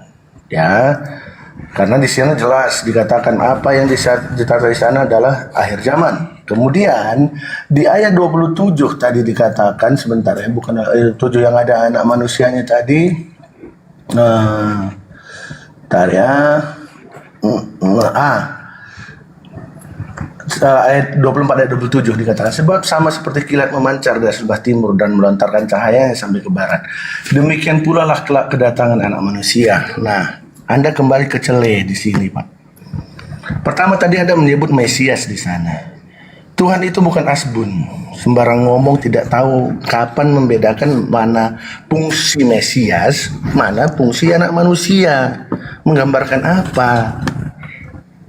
Itu yang Anda nggak paham. Jadinya Anda terbaur pikiran Anda jadi bingung sendiri. Mesias adalah pengajar yang diurapi. Yang diurapi untuk memerintah dan lain-lain. Raja juga disebut Mesias dan lain-lain. Tetapi di ayat 27 jelas yang dikatakan di sana merujuk kepada anak manusia. Berarti keberadaan Yesus sebagai anak manusia, dia datang sebagai anak manusia yang lahir, punya darah dan daging, itu yang akan datang kedua kalinya nantinya. Bukan sebagai pengajar dan lain-lain, tetapi keberadaannya sebagai anak manusia itu datang. Yang dia naik ke atas itu juga anak manusia naik ke atas. Anak manusia duduk di sebelah kanan Allah Bapa. Itu artinya anak manusia, anak yang lahirkan secara manusia itu di atas di surga akan turun lagi dalam keadaan yang seperti itu. Gambaran yang Anda dapatkan itu sama sekali tidak benar, Pak. Nah, oke. Kemudian jangan panjang-panjang. Saya jawab lagi Matius 16. Matius 16 Anda mengatakan bahwa Yesus menegur si Petrus. Ya, Yesus menegur Petrus dikatakan enyahlah, ayat 16 ayat 23 dikatakan di situ, enyahlah iblis sebab engkau bukan suatu batu sandungan bagiku, sebab engkau tidak memikirkan apa yang dipikirkan Allah melainkan apa yang dipikirkan manusia. Jadi di situ jelas alasannya kenapa Petrus dikatakan iblis, sebab dia tidak memikirkan apa yang dipikirkan Allah melainkan apa yang dipikirkan manusia. Apa sih yang dipikirkan Petrus waktu itu? Ayat 22 dijawab. Tetapi Petrus menarik Yesus ke samping dan menegur dia, katanya, Tuhan, kiranya Allah menjauhkan hal itu daripadamu. Hal-hal itu sekali-kali tidak akan menimpa engkau. Apa yang akan menimpa engkau? Ayat 21. Sejak itu, Yesus mulai menyatakan kepada murid-muridnya bahwa ia harus pergi ke Yerusalem dan menanggung banyak penderitaan dari pihak orang tua, imam kepala dan ahli Taurat, lalu dibunuh dan dibangkitkan pada hari ketiga. Jadi yang dikatakan Petrus adalah Petrus tidak mau Yesus itu dibunuh dan mati. Sama seperti Muslim sekarang. Muslim mengatakan tidak mati dibunuh, itu perkataan Yesus. Dan apa kata Yesus kepada orang yang mengatakan Yesus tidak mati dan dibunuh itu? Enyahlah kau iblis. Jadi jelas sekali di sini gambarannya Anda salah kutip lagi, malah menunjukkan kesalahan dalam pemikiran di luar Kristen yang menyatakan Yesus tidak mati. Karena Yesus mengatakan bahwa orang yang berpikiran Yesus tidak mati dan menderita itu adalah iblis. Bahkan muridnya sendiri sebut seperti itu. Jadi kembali lagi, Anda tidak nyambung dalil Anda. Silakan Pak kalau ada dalil yang lebih nyambung. Oke, akhirnya malam ini saya ngajarin Anda karena Anda tidak membawa dalil apa-apa selain daripada hanya menjelaskan dalil yang saya yang membawa data. Sabar, Anda diam dulu. Sebagai siswa diam. Saya yang membawa data Matius 24. Saya yang membawa Matius 16. Anda tidak membawa data apa-apa sebagai pembantahan. Anda hanya menjelaskan apa yang saya terangkan. Artinya Anda hanya membubuhi. Diam dulu. Biar dianggap intelektual. Saya uraikan kesalahpahaman Anda tentang butanya Anda terhadap Bible pengajaran Yesus. Jadi gini. Ketika berbicara mengenai Matius 24, sadarkah Anda? Kalau itu Yesus sedang menasihati muridnya di Bukit Zaitun. Ketika muridnya bertanya, guru, apa tanda kedatanganmu? Kedatanganmu. Tanda kedatanganmu itu apa, guru? Tanda kedatanganku adalah sabar. Jangan lupa keseluruhan dunianya ya. Jangan lupakan bacaannya. Diam dulu, Dek. Diam. Ya. Yesus ditanya, guru, apa tanda kedatanganmu dan tanda kesudahan dunia ini? Apa tanda kedatangan Yesus di situ? Ada dia jelaskan, aku datang hanya dalam bentuk cahaya. Aku datang dalam bentuk suara doang. Ada? Enggak. Yesus mengatakan include, kesimpulan jelas. Kalau aku yang datang, kiamat terjadi. Aku yang datang, tanda-tandanya seperti cahaya yang membiaskan cahayanya, melontarkan cahayanya dari timur sampai ke barat. Itu tanda kedatanganku. Kalau aku datang, kiamat datang. Nggak bisa terpisah itu. Yesus mengatakan itu, Bung. Ketika ditanya oleh muridnya, apa tanda kedatanganmu dan apa tanda kesudahan dunia ini? Tidak dipisahkan. Tanda kedatanganku dan tanda kesudahan dunia ini satu dimensi yang tak terpisah. Aku datang diiringi hari kiamat. Matahari gelap, bulan tak bercahaya, bintang berjatuhan, kuasa langit berguncang. Nampak aku di tengah langit. Seluruh manusia akan meratap dan seluruh manusia akan melihat aku. Itu tidak bisa dipisahkan, Bung. Sehingga Yesus mengatakan, jadi apabila ada tuyul yang mengaku bertemu dengan Kristus di padang gurun atau di dalam bilik, jangan ente percaya. Karena itu bukan aku. Itu yang pertama. Anda harus paham itu. Jadi yang datang kepada Paulus, yang datang kepada Ananias, yang datang kepada Petrus, yang datang kepada pengarang kitab Wahyu, dan Kristen-Kristen hari ini, itu bukan Yesus, itu iblis. Kenapa? Karena tidak diiringi oleh tanda hari kiamat.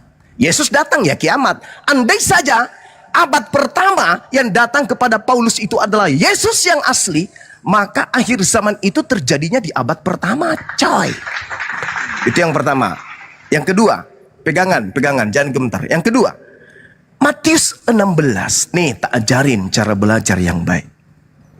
Matius 16 itu, ketika kemudian Petrus khawatir, guru, jangan kamu ke sana. Kamu gak boleh mati.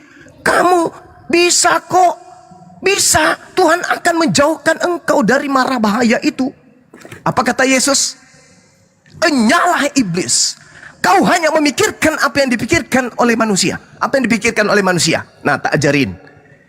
Yang dipikirkan oleh manusia adalah Kalau Yesus ke sana, Yesus akan ditangkap.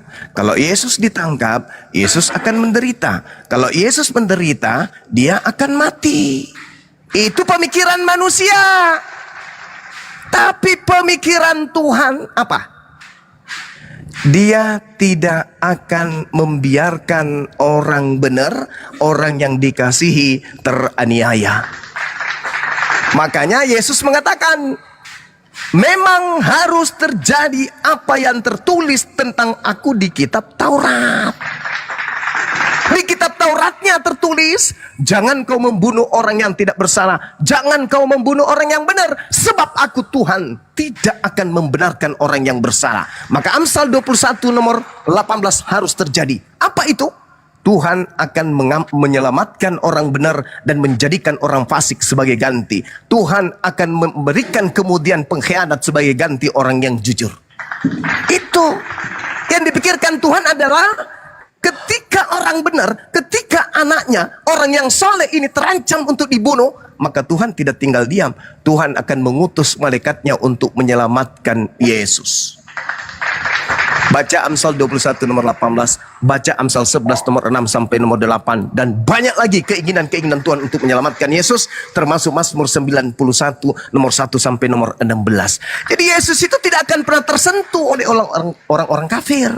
Sehingga yang kamu sembah itu bukan Yesus, itu duplikat. Sekali lagi, saya tidak butuh Anda membahas Matius 16, cukup ke 24-nya supaya singkat. Kesimpulannya, Yesus ketika ditanya, apa tanda kedatanganmu dan tanda akhir zaman? Kalau aku yang datang, ya kiamat. Tapi karena bukan aku yang datang kepada Paulus, maka tidak kiamat. Jangan kamu percaya. Silakan.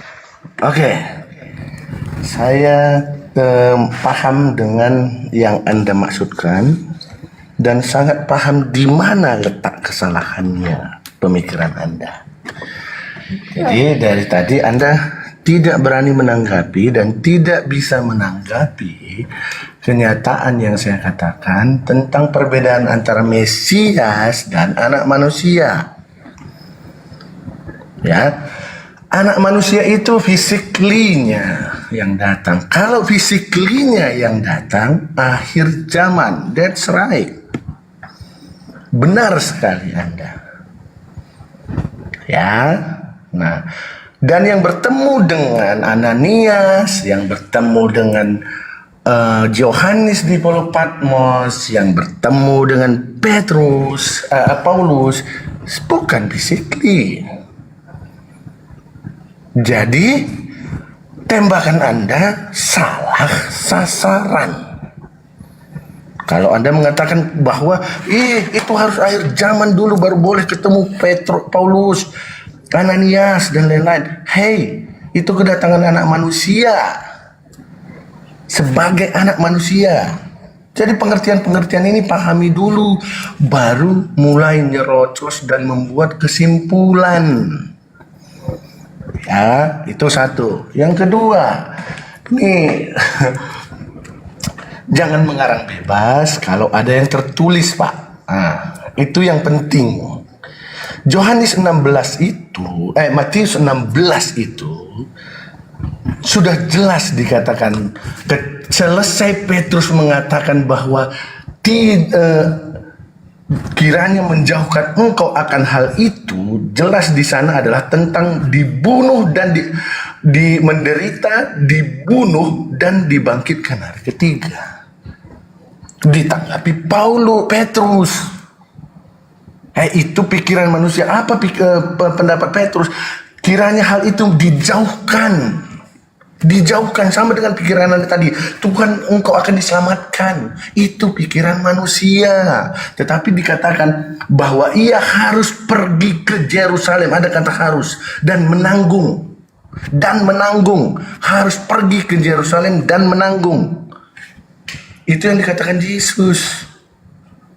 Dan ketika orang mengatakan engkau akan diselamatkan Tuhan, engkau akan ini, enyahlah iblis.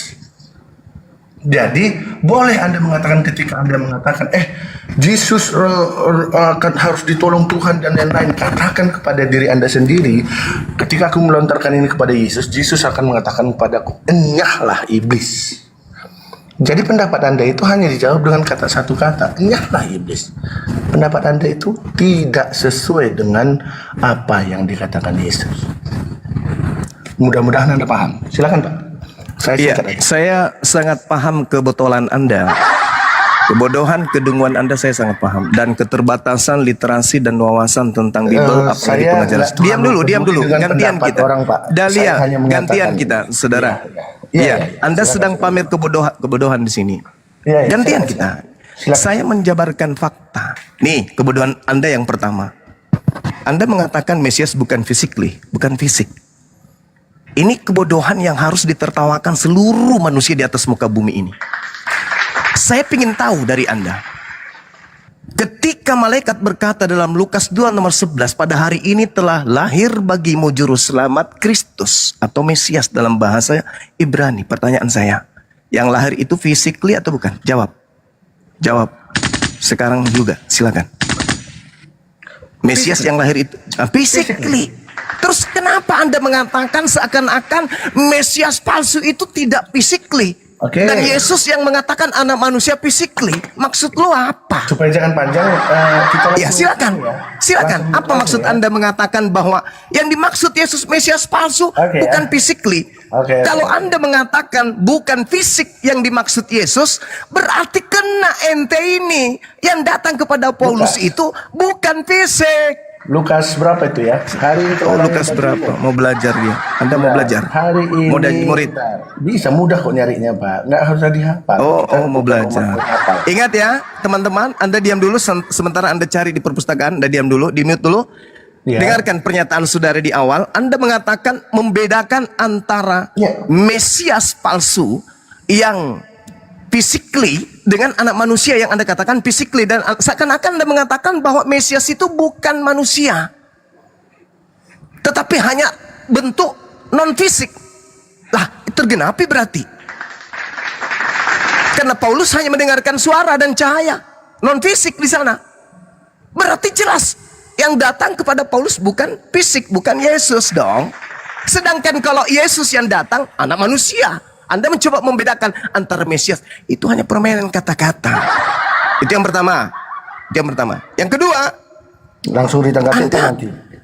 Sabar, nanti Anda gabungkan menjadi satu. Ya, karena Anda sudah terseret ke Matius 16, ya, Anda terlalu melebarkan kebodohan Anda. Dengarkan. Matius 16 Anda katakan Bang Suma salah paham. Oke. Saya sudah menjelaskan kepada saudara. Yang dipikirkan Petrus, kalau Yesus ke sana dia menderita, mati. Dan yang dipikirkan Tuhan, yang dipikirkan Tuhan tidak begitu kata Yesus. Sebaliknya, yang dipikirkan Tuhan adalah sekuat apapun orang-orang pembenci Yesus berusaha ingin membunuh Yesus, aku Tuhan tidak akan membiarkan Yesus seorang diri. Aku akan menyelamatkan dia. Tapi kalau Anda mengatakan itu adalah satu kebodohan, tolong tunjukkan di mana tertulis pikiran Tuhan bahwa Yesus orang benar itu dibunuh untuk orang bersalah. Tunjukkan. Yohanes 21-nya, nggak usah jauh-jauh. Silakan. Coba baca di Yohanes 16:21-nya. Oke, baik, kita baca. Anda lihat ya. Ya, silakan. Supaya Anda jelas. Sejak waktu itu, Yesus mulai menyatakan kepada murid-muridnya. Siapa yang menyatakan Yesus? Sebentar. Itu Anda baca apa ini? Anda baca katanya 22. Yang mana yang betul? 21. Oh, 21. Coba Anda baca 21-nya. Sejak waktu itu, Yesus mulai menyatakan kepada murid-muridnya. Ngomong apa ente ini? Baca dalil yang betul, belajar lagi. Matius 16 ayat 21. Bukan Anda mengatakan Yohanes 16 barusan? Aduh. Dari tadi dibilang Matius, kita bahas kalau tegur itu. Tadi Anda suruh saya baca Yohanes 16, seingatku. Nggak ada di Petrus ditegur di Yohanes 16, Pak. Dari Enggak, saya bertanya, di mana pemikiran Tuhan yang mengatakan bahwa Yesus orang benar itu harus dibunuh untuk orang bersalah? Anda Ini saya mengatakan baca. baca di Yohanes 21. Sebentar, Bang Duma. Matius 16 21 dari saya. Oh, jadi Matius, jadi maksud Anda Matius 16 nomor 21 itu pemikiran Tuhan? Yesus yang mengatakan. Anda mengatakan Bang Juma. pemikiran Tuhan. Sebentar. Tapi pemikiran Tuhan kan? Anda gimana? Anda paham bacaan kan? Iya. Iya. Saya tanya kepada Kalau saudara, bacaan- di mana pemikiran Tuhan bahwa Saya tunjukkan, Yesus orang benar ini harus mati untuk orang yang bersalah? Silakan. Saya baca ya, Pak ya. Iya. Sejak waktu itu Yesus mulai menyatakan pernyataan Yesus kepada Iya. murid-muridnya bahwa ia harus pergi ke Yerusalem untuk dan menanggung banyak penderitaan dari pihak tua-tua, imam-imam kepala dan ahli-ahli Taurat. Lalu dibunuh dan dibangkitkan pada hari ketiga. Siapa yang menyatakan itu, Pak? Saya tanya Anda dulu. Supaya nanti jangan dianggap saya ngarang. Siapa yang menyatakan? Matius yang mengatakan itu. Dikatakan Pengarang bahwa Matius. Yesus mulai menyatakan, Pak. Dikatakan di sana Iya. Yesus mulai menyatakan. Oke, di mana Yesus mengatakan itu? Tolong kalau tunjukkan. Anda tadi mengatakan apa namanya? Saudara. Sebentar. Masih saya, Pak. Tolong Masih tadi tunjukkan kan Anda di udah- mana Yesus menyatakan. Masih saya. Di Pak. mana Masih Yesus bagian saya, mengatakan? ya. Ya, Masih tunjukkan bagian di mana saya. Yesus menyatakan. Saya menjawab bahwa itu pernyataan Matius dan di situ Anda cari sampai ular punya ketek, Anda tidak akan menemukan kata iya di Ya situ. nggak ada lah, Nah, Bang. mulai lagi Anda.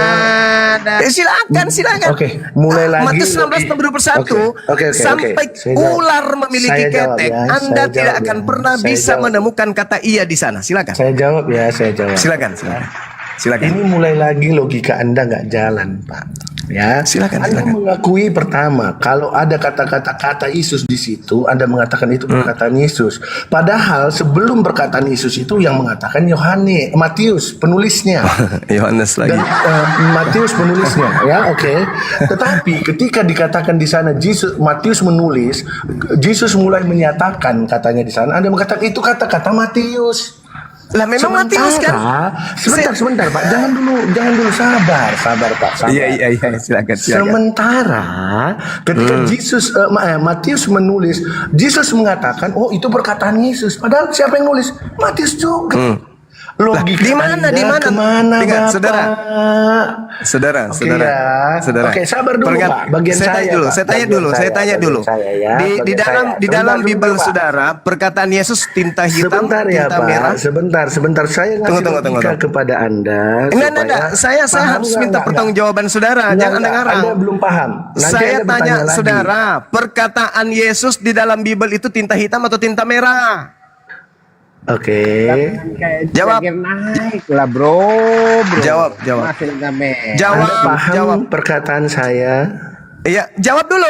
Perkataan Enggak. Yesus tinta merah apa Anda tinta nggak hitam? paham perkataan saya. Semua di dalam kitab itu adalah tulisan dari penulis kitab.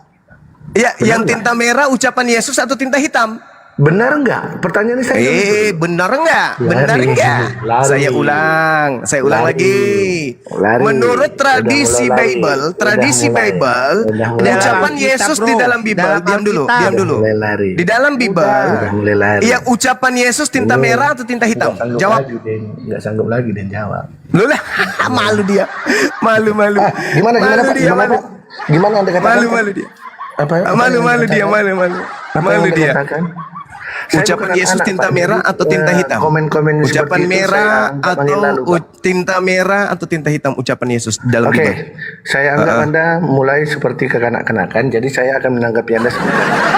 Oke, saya jawab Anda dengan cara menjelaskan kepada anak-anak. Oke. Ya, silakan Anak-anak, Pak, silakan. anak-anak, Iya Pak Guru, dengar ya, iya Pak Pak. Guru. Ya, Ya. Kitab Injil itu ditulis oleh manusia, Pak.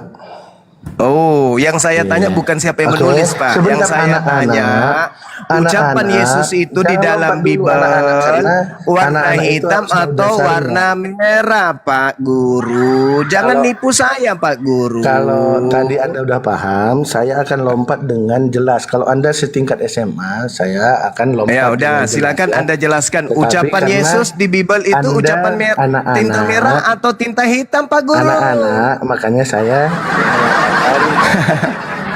akan saudara-saudara, oke? dari sejak dulu kita kalau diskusi sama orang Kristen itu, dia menyampaikan bahwa ucapan Yesus itu tinta merah, yang hitam itu pengantar-pengarang.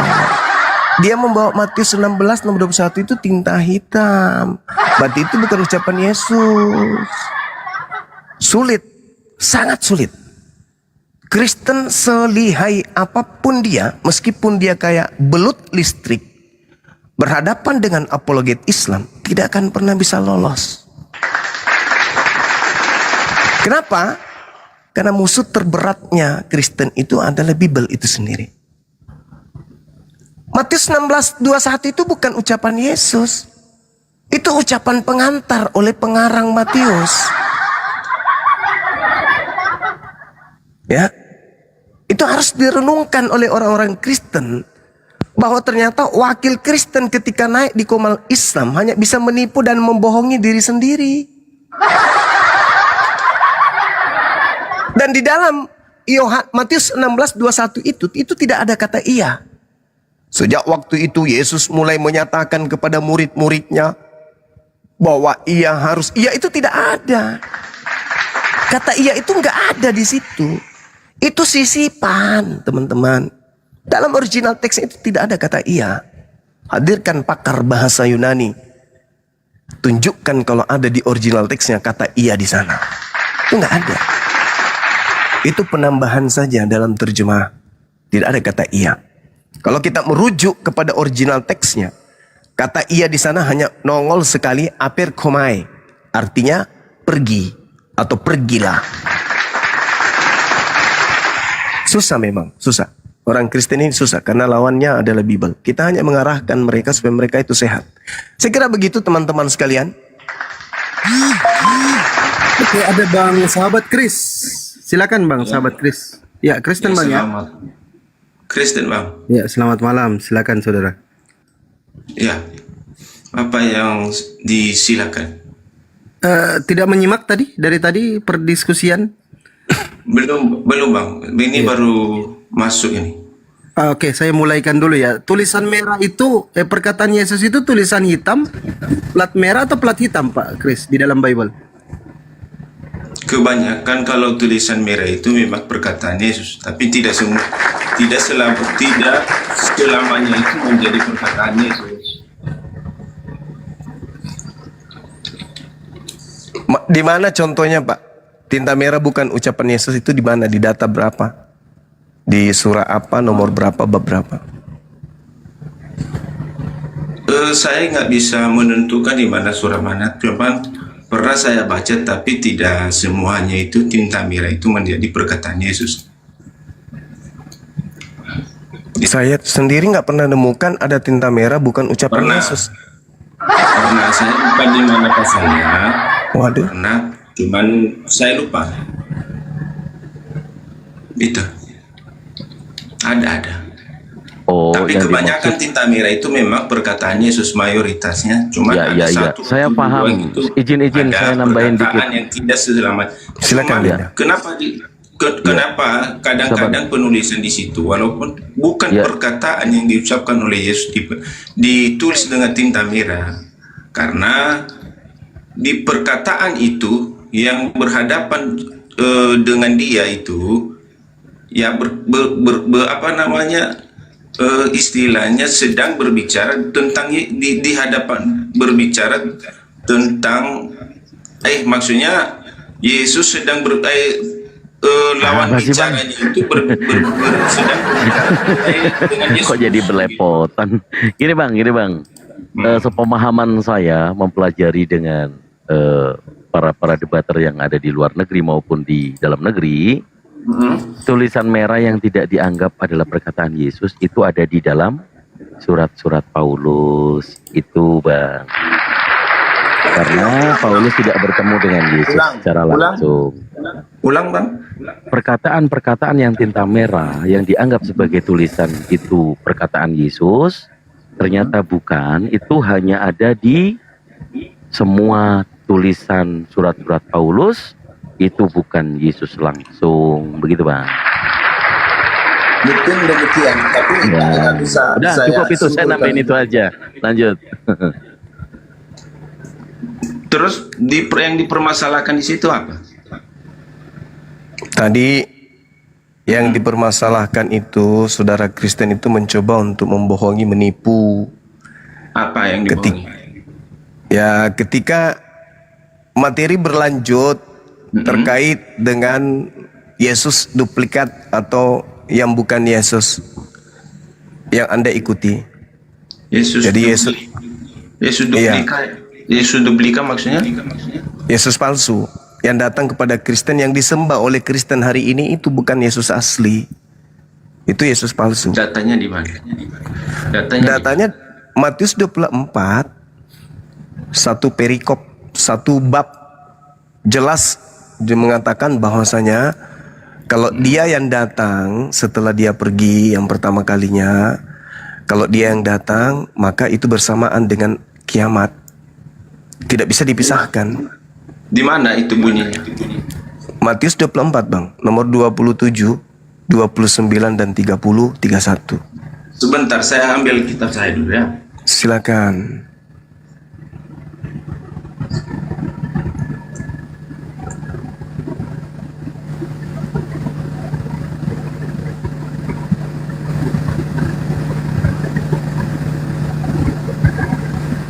Waspadalah.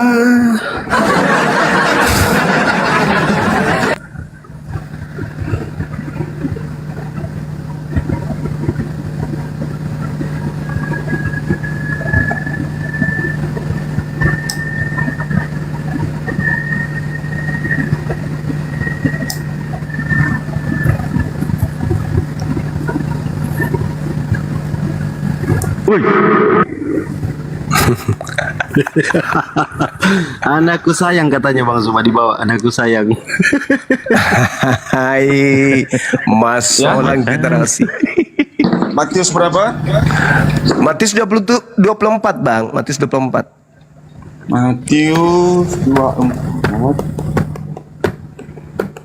24 yang ayat berapa? 27 sampai 31. 27.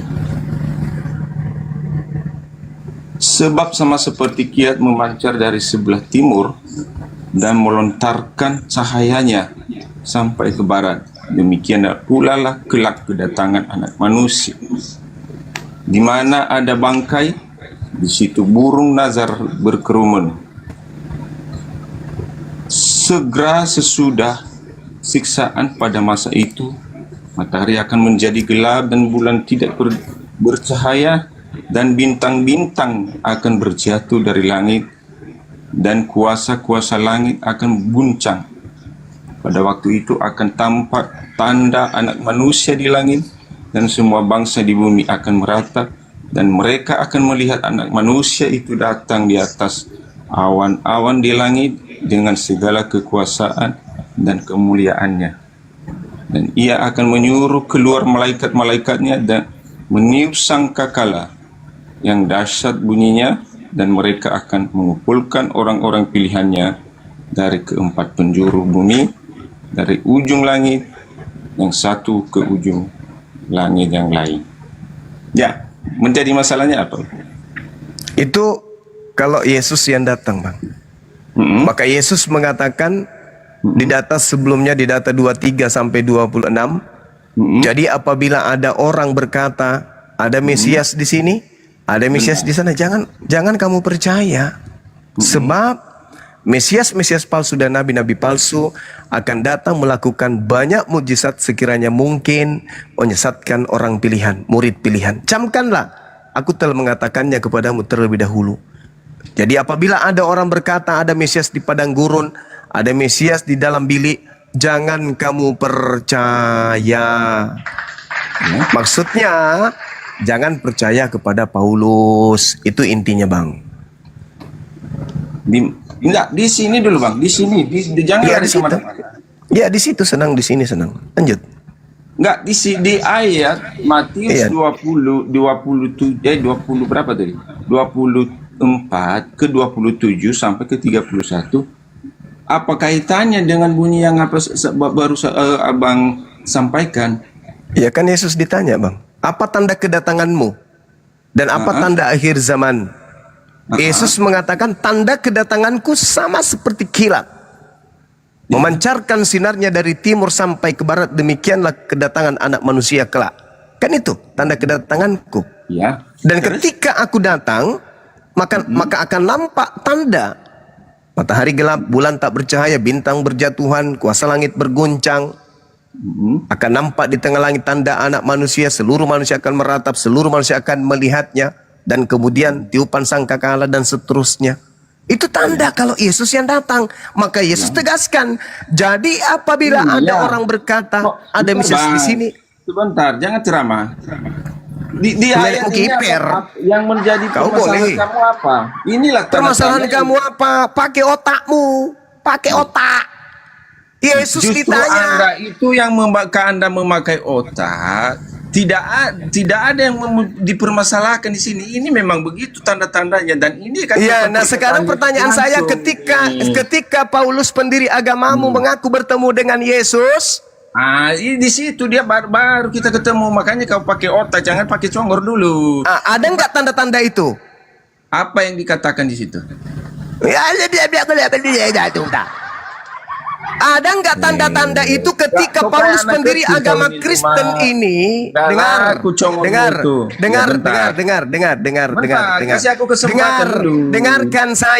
Dengarkan saya, wahai manusia stupid. Dengar. Ketika kemudian Yesus mengatakan itu, bahwa ini tanda kedatanganku, A, B, C, D, E, F, G, H, I, J, K, L, M, N. Pertanyaan saya, ada nggak tanda-tanda A sampai L itu pada Paulus ketika dia mengaku bertemu dengan Kristus di padang? Ada nggak? Jawab. Ada nggak? Ada. Coba, di mana matahari menjadi gelap, bintang berjatuhan ketika Yesus datang kepada Paulus? Katanya, mana?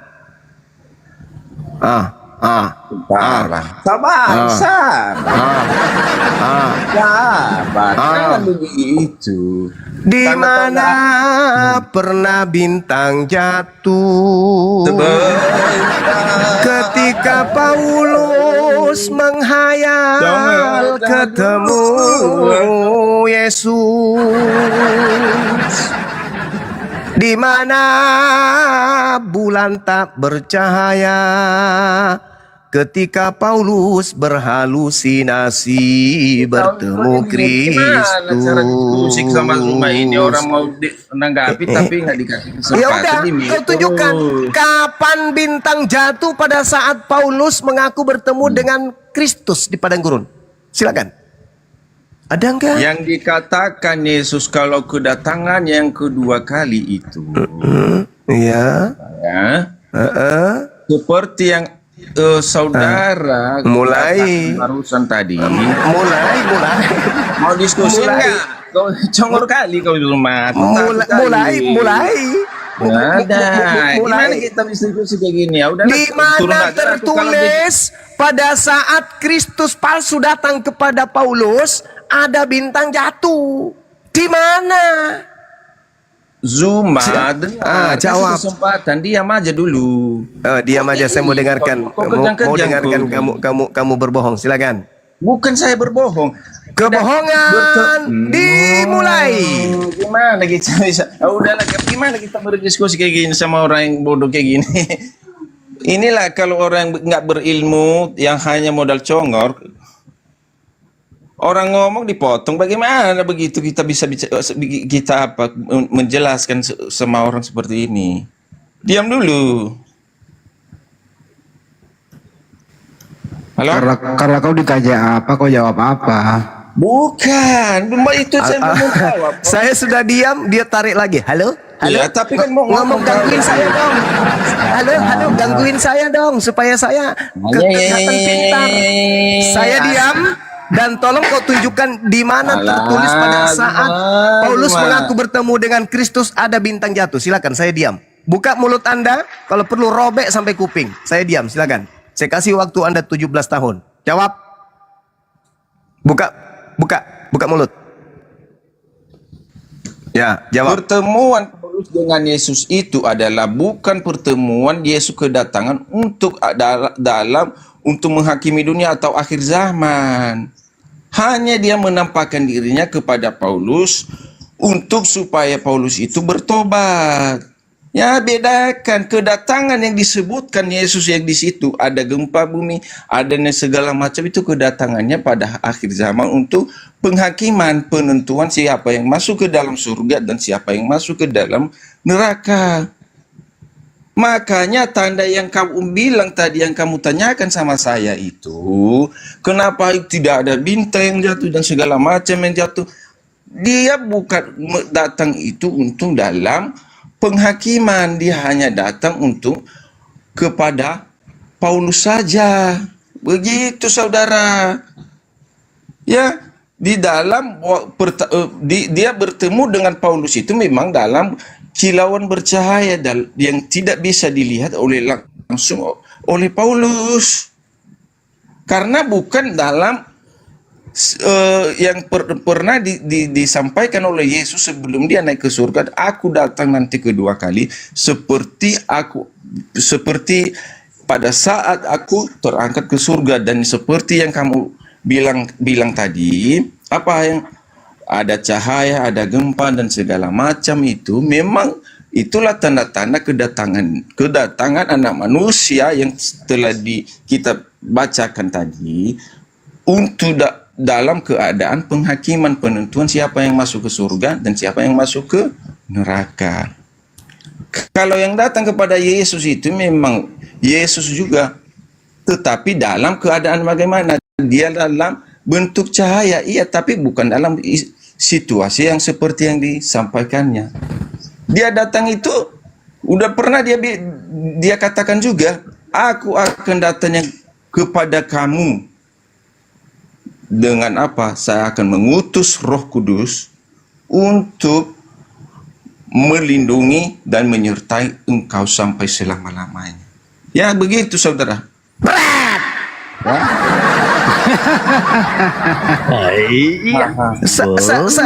Saya minta di mana matahari menjadi gelap, bulan tak bercahaya. Pada saat yang datang kepada Paulus itu adalah Yesus asli. Yesus mengatakan, kalau aku yang datang, kalau aku diikuti, dibarengi tanda-tanda anak manusia. Loh, yang datang kepada Paulus tidak dibarengi tanda-tanda anak manusia. Apa kata Yesus? Jangan kamu percaya. Sebelum saya permalukan kamu sampai ke ubun-ubun, silakan kau berbicara. Justru aja yang malu, cuma kamu tidak membedakan. Bagaimana teman-teman? Apakah langsung kita permalukan saudara kita ini atau jangan? Kamu justru itu udah mati. Jangan. Karena kamu tidak membedakan perkataan apa yang dikatakan Yesus itu. Sikat Gurunda, sikat. Dalam bentuk keadaan apa dia kedatangan, dia datang dengan seperti yang kamu bilang tanda-tandanya. Dengarkan saya dulu, dengarkan. Saya hanya ingin mempermalukan Anda di sini karena kesombongan Anda. Saya ingin tahu dari Anda, menurut Bible, Yesus menyatakan diri setelah dia terangkat ke langit. Dia menyatakan diri dalam bentuk apapun, intinya menyatakan diri di atas dunia ini, di atas bumi ini, itu berapa kali? Jawab. Maksudnya? Yesus menyatakan diri menurut Bible itu berapa kali setelah dia terangkat ke langit? Yesus menyatakan dirinya bagaimana nih? Menyatakan dirinya, entah itu menyatakan dengan suara, entah itu apapun itu berapa kali dia menyatakan diri nanti setelah dia terangkat ke langit? Yang ada di dalam Bible. Setelah dia terangkat ke langit. Atau sesudah dia bangkit atau setelah dia nih? Setelah dia terangkat ke langit. Setelah dia terangkat ke langit, maksud kamu dia akan kembali untuk menampakkan dirinya kepada manusia atau kepada Iya, nabi-nabi. berapa kali datang menyatakan diri lagi? Berapa kali? Kalau di dalam Bible kamu menanyakan sampai seperti itu, saya tidak bisa menjawab. Jujur aja saya. Ya. Karena Sekarang belum begini. ada di Bible. Sekarang begini. Bentar, Pak. Bentar, saya mau orangnya jujur. Kalau memang nggak ada, bukan kayak orang lain suka berdusta atau menipu. Kalau Kamu ini memang nggak mau belum bisa saya menjawab, ada tapi kau baca, menjawab. menyatakan. Udah nggak bisa menjawab, lanjut. Jadi gini, saudara. Kalau yang datang kepada Paulus itu adalah Yesus asli, dan yang datang Bentar, nanti di Bang. akhir. Kamu Sabar yang dulu. mendalilkan. Coba kau buktikan kata-kata kamu itu. Saudara, dengarkan saya, saudara. Kita ini memberikan edukasi, bukan kalah menang. Enggak. Aduh, di mana ayatnya seperti itu nanti kalau orang menjawab? Karena kamu kan mendalilkan, kamu harus bertanggung jawab dengan dalil yang kamu katakan. Coba Makanya tunjukkan sebelum dulu. saya memberikan dalil, saya ajukan pertanyaan. Kalau yang datang kepada Paulus itu adalah Yesus asli, dan yang datang nanti di akhir zaman juga Yesus asli, berapa kali Yesus menyatakan diri di dunia ini? Berapa kali menyatakan? Berarti 2 kali kalau gitu. Nah, 2 kali kan? Sabar dulu. 2 kali kan? Karena datang kepada Paulus menyatakan diri, dan datang di akhir zaman juga menyatakan diri. Berarti 2 kali kan? Tapi beda dia, Bang. Beda Iya, tapi kan? sama-sama menyatakan diri kan? Beda. Menyatakan Pada saat dirinya kepada Paulus hanya dalam bentuk cahaya. Ya, itu menyatakan diri atau tidak? Ya, tapi kan menyatakan dirinya dalam bentuk cahaya. Tidak. Iya, tapi yang saya tanya itu tidak menyatakan bisa diri atau dilihat. tidak? Bentar, Bang. Iya, bukan masalah. Paulus. Apa sih orang ngomong aja susah ngotot. Apakah Yesus menyatakan diri kepada Paulus kalau dia itu adalah Yesus? Hah? Apakah Yesus menyatakan diri kalau itu adalah Yesus? Ada dia berkata demikian kok. Dalam bentuk siapakah kamu? Berarti dia menyatakan kamu diri. itu Tuhan, apa yang dikatakan? Berarti dia menyatakan diri. Berarti dia menyatakan diri kan? Jangan diturunkan. Berarti dia menyatakan diri kan? Berbelit-belit kali ini ular. Ular macam apa kau ini? Kau yang ular, kau mengarah. Jadi Yesus menyatakan diri nggak di situ? Ya, menyatakan diri dalam ayat. Oke. Nanti setelah datang kedua kalinya dia menyatakan diri juga. Betul. Berarti berapa kali menyatakan diri? 2 kali kalau itu. Tapi kali. beda Bang, dibedakan. Iya, sabar dulu, tak kasih dalil. Tepuk tangan dulu teman-teman, dengarkan baik-baik. Sebab jika demikian, 2 kali yang dia katakan. Inilah orang Kristen bodoh, bahlul tapi sombong. Nipu-nipu apa? Inilah orang Kristen bodoh, sombong. Nah, dengarkan, kau duduk yang cantik di situ ya. Di-mute dulu. Udah saya jelaskan. Diam tadi, dulu, kalau kamu nggak percaya diam apa yang dulu. saya- Anda sudah mengatakan bahwa yang datang kepada Paulus adalah Yesus menyatakan diri. Oke? Anda sudah mengatakan itu. Nah, sekarang dengarkan baik-baik dalilnya. Sebab jika demikian, Yesus harus berulang-ulang menderita sejak dunia ini dijadikan. Tetapi sekarang Yesus hanya 1 kali saja menyatakan dirinya pada zaman akhir untuk menghapuskan dosa oleh korbannya. Berapa kali? Di mana ya? Berapa kali tertulis? Berapa kali tertulis di situ tadi? Di mana Jawab ayatnya dulu dong. kalau hanya begitu?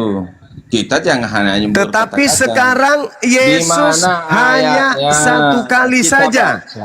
Di mana?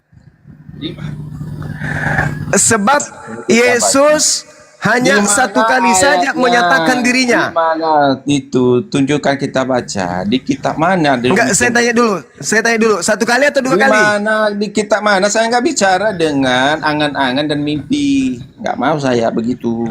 Ada buktinya Ibrani nggak? 9. Ada dalilnya nggak? Ada datanya enggak? Ibrani 9 nomor 26. Ibrani 9.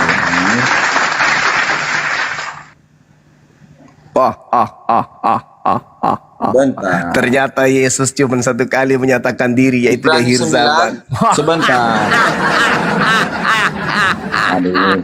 Ibrani 9, jangan ketawa dulu. Ibrani 9. Ibrani 9 berapa nih? Ternyata Yesus menyatakan diri hanya Ibrani sekali 9 saja. berapa? Inilah kita semua ini katanya. Makanya kalau orang ngomong dengerin. Tapi kayaknya ilmunya Ibrani 9:26 budak 9:26. Yesus menyatakan diri hanya sekali, yaitu hanya di akhir zaman.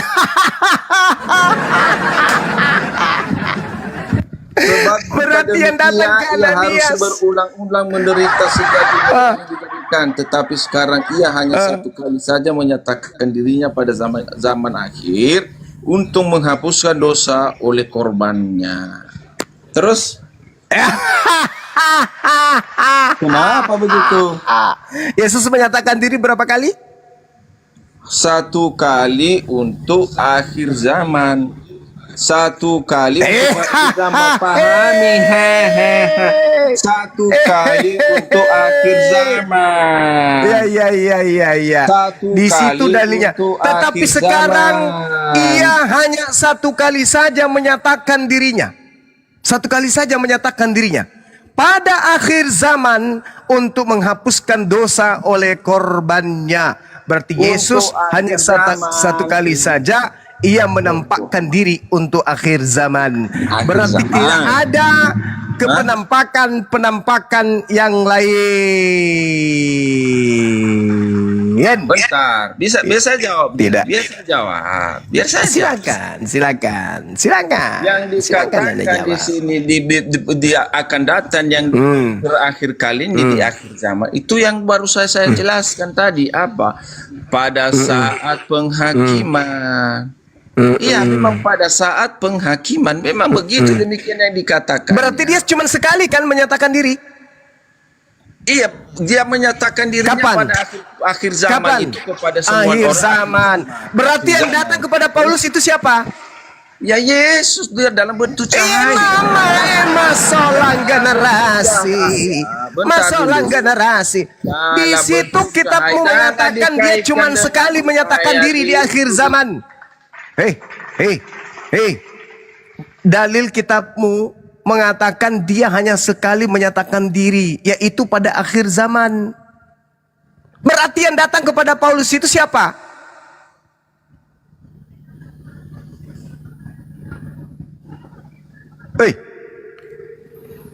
Yesus sekali saja menyatakan diri, yaitu pada akhir zaman. Dengan demikian, yang datang kepada Ananias, yang datang kepada Paulus, yang datang kepada pengarang kitab Wahyu, bukan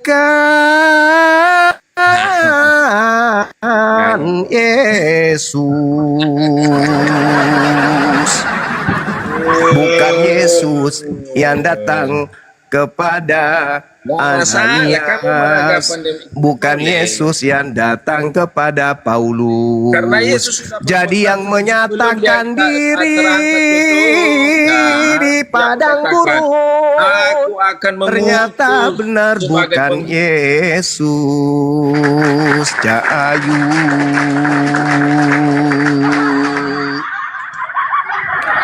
Terjawab sudah kesesatanmu dalam roh bercahaya. Ya Yesus itu sendiri kan. Bahwa yang datang kepada Paulus itu bukanlah Yesus. Karena di dalam surat Ibrani 9 nomor 26 dikatakan Yesus menyatakan diri sekali saja di akhir zaman. Cahayu, ceboklah cepat, pakai air 1 sendok, biar otakmu kinclong, bisa paham isi Bibelmu. ternyata Yesus yang kau sembah adalah palsu. Sebab yang asli menyatakan diri cuma sekali, dan itu pun akhir zaman. Berarti yang datang kepada Kristen itu bukanlah Yesus, yang datang kepada mimpi para murtadin yang mengaku-ngaku ketemu Yesus, tidur sama Yesus, ciuman Yesus, minum kopi sama Yesus. Ternyata itu palsu. Cak Ayu.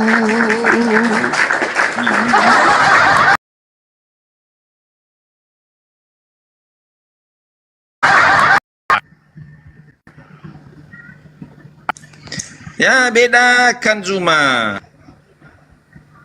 Yesus menyatakan diri kapan? Di akhir zaman, kalau ada di akhir zaman berapa kali? Berapa kali? Penghakiman. Satu kali. Tolong kamu tunjukkan legalitas. Sabar. Tolong kau tunjukkan legalitas penampakan Yesus kepada Paulus. Silakan. Tunjukkan. Malaikat mengatakan, Lukas 1:11, malaikat mengatakan, Yesus yang kau lihat terangkat ke langit itu akan datang kedua kalinya, sama seperti engkau melihat dia naik ke langit. Betul. Lukas 11. Betul. Lukas 11 nomor 1. Betul. Oke? Betul. Nah, terus apa masalahnya di situ? Di situ Yesus terangkat pakai jasadnya kan? Bentar, Lukas berapa? Lukas yang saya sebutkan tadi? Enggak salah. Makanya Lukas 11 itu Lukas 11 ayat Lukas 11 ayat 1. Lukas 11 ya atau Lukas 1? Kisah para rasul. Barusan kau bilang tadi Lukas. Ya, di situ menguji kepiawaianmu memahami. Aku kan sudah mengatakan malaikat berkata, Yesus yang kau lihat terangkat ke langit. Berarti kau sudah harus tahu itu. Itu kisah para rasul. Sudah dibuka kisah para rasul. Ayo. Gimana itu si Zuma ini? Saya ngajarin dia pula yang sombong. Gimana orang ini? Apa yang ngajarin kamu Bible ini, kucluk? Di dalam kitabmu mengatakan, malaikat berkata, hai orang-orang Galilea, mengapa kau melihat berdiri ke langit? Yesus ini yang terangkat ke langit, meninggalkan kamu, akan datang kembali dengan cara sama seperti kamu melihat naik ke langit. Dia naik dengan jasadnya, berarti turun sama seperti ketika engkau melihatnya dengan jasad, berarti turun dengan jasad. Yang datang kepada Paulus, ada nggak legalitasnya? Sebentar bang, sebentar. Ada nggak legalitasnya yang datang kepada Paulus? Sebentar Zuma, saya baca, kita baca. Biar kasih aku kesempatan. Gimana saya bisa menjawab? Kau aja yang ngomong. Iya, ngomong aja. Kalau gitu aja lah, kau ngomong, aku turun aja. Mau lari dia. Karena kamu tidak ingat kesempatan untuk menanggapi apa yang kamu katakan. Sahabat Kristus padang gurun, ingat. Ya, ingat. Ibrani 9 nomor 26. Yesus hanya datang sekali menyatakan diri, yaitu pada akhir zaman. Oke, itu legalitas. Malaikat berkata di dalam Kisah Para Rasul 1 nomor 11, Yesus datang dengan jasadnya. Itu legalitas pertama. Yesus legalitasnya juga jelas. Ketika ia datang nanti kedua kalinya, dia datang sebagai anak manusia. Matius 24 nomor 27. Oke, jelas itu ya. Legalitas datang dalam bentuk suara itu tertulis di mana? Silakan.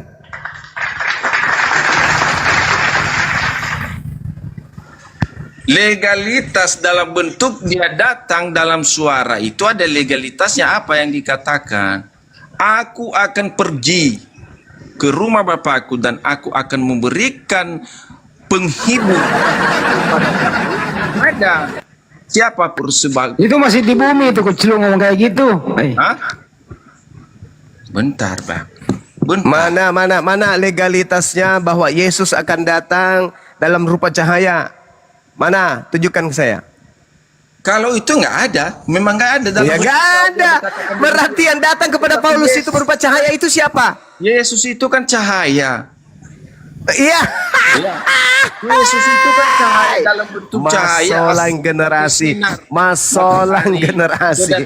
Saya minta legalitasnya dia datang. Dia datang. Anda mengatakan dia datang dalam bentuk cahaya. Di mana legalitasnya Yesus akan datang dalam bentuk cahaya itu di mana? Kalau itu yang tidak ada. Berarti yang datang kepada Paulus siapa? Yang datang kepada Paulus di padang gurun siapa? Iblis, paman.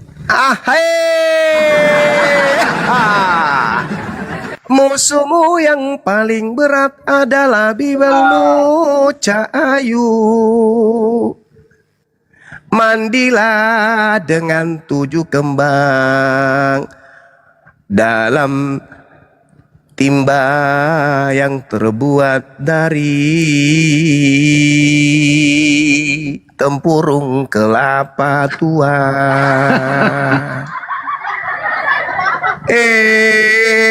Cahayu, dengarkanlah senandung kebenaran ini. Yesus datang menyatakan diri cuman sekali, dan itu pun di akhir zaman. Jadi yang datang seperti olok-olok kepada Paulus berupa cahaya bukanlah Yesus anak Maria, tapi adalah Yesus Palusu. Kristen yang ada di Komal ini. buka kamera, dia nggak sengaja dia buka kamera. Bodoh-bodoh. Kristen yang ada di Komal ini, jangan kalian dibodoh-bodohi sama Zuma seperti yang dia narasi-narasi seperti ini.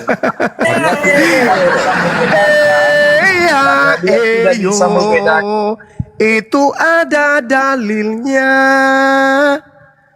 Ibrani 9 nomor 26, Yesus datang menyatakan diri hanya sekali di akhir zaman. Tok tak tok petok petok tak tok petok petok.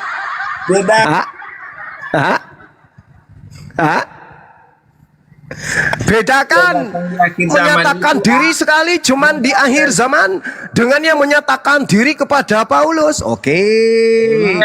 Dibedakan apa? Sekarang tolong kamu tunjukkan legalitasnya bahwa Yesus menyatakan dirinya akan datang dalam rupa cahaya. Itu tertulis di mana?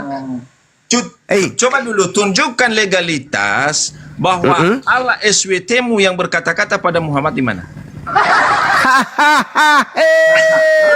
Masolang generasi, hancur mina.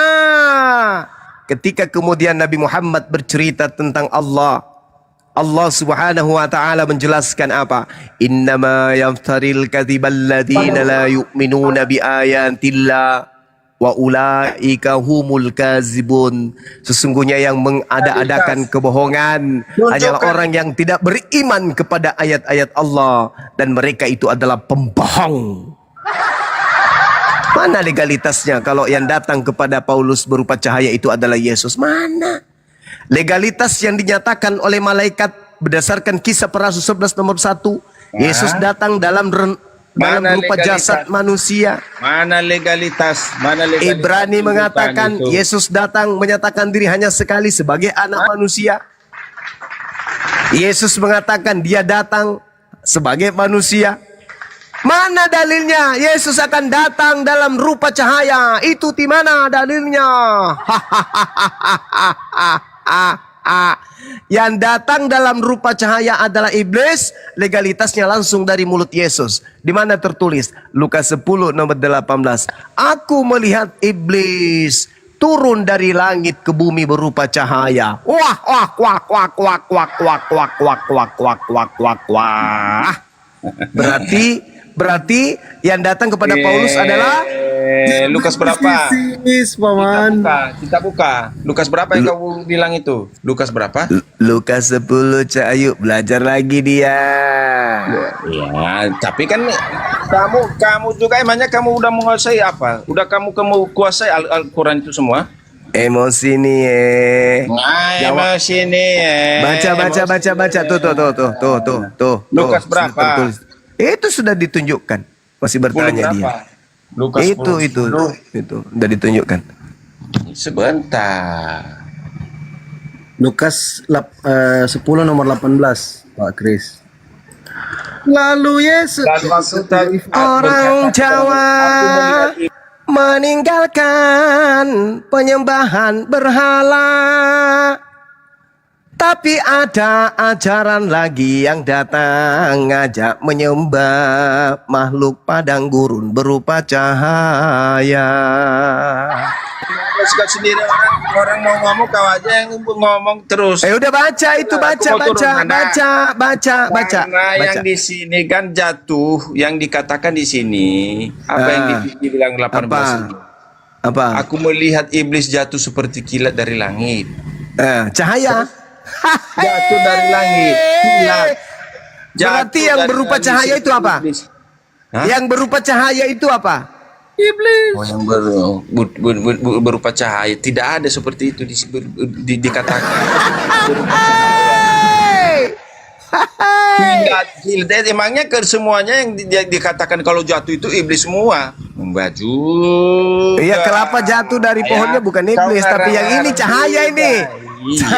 Cahaya yang datang kepada Paulus. Cahaya yang datang kepada Paulus itu berupa cahaya itu apa? Ya cahaya yang bersinar. Dia senter kapang. Lampu strongking. Enggak. Kamu hanya mengajar rumah.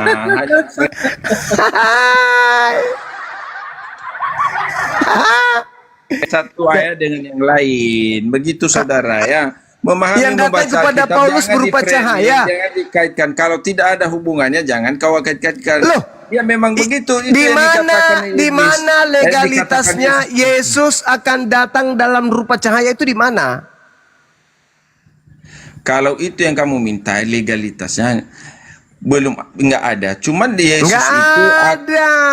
Tetapi ada nggak larangan Yesus? Sinar matahari ada. Saudara, kalau tetapi kamu ada minta nggak? seperti kalau dia datang seperti Tetapi ada tidak larangan Yesus agar jangan percaya kalau ada orang mengaku bertemu dengan Kristus di padang gurun? Ada nggak larangan Yesus begitu?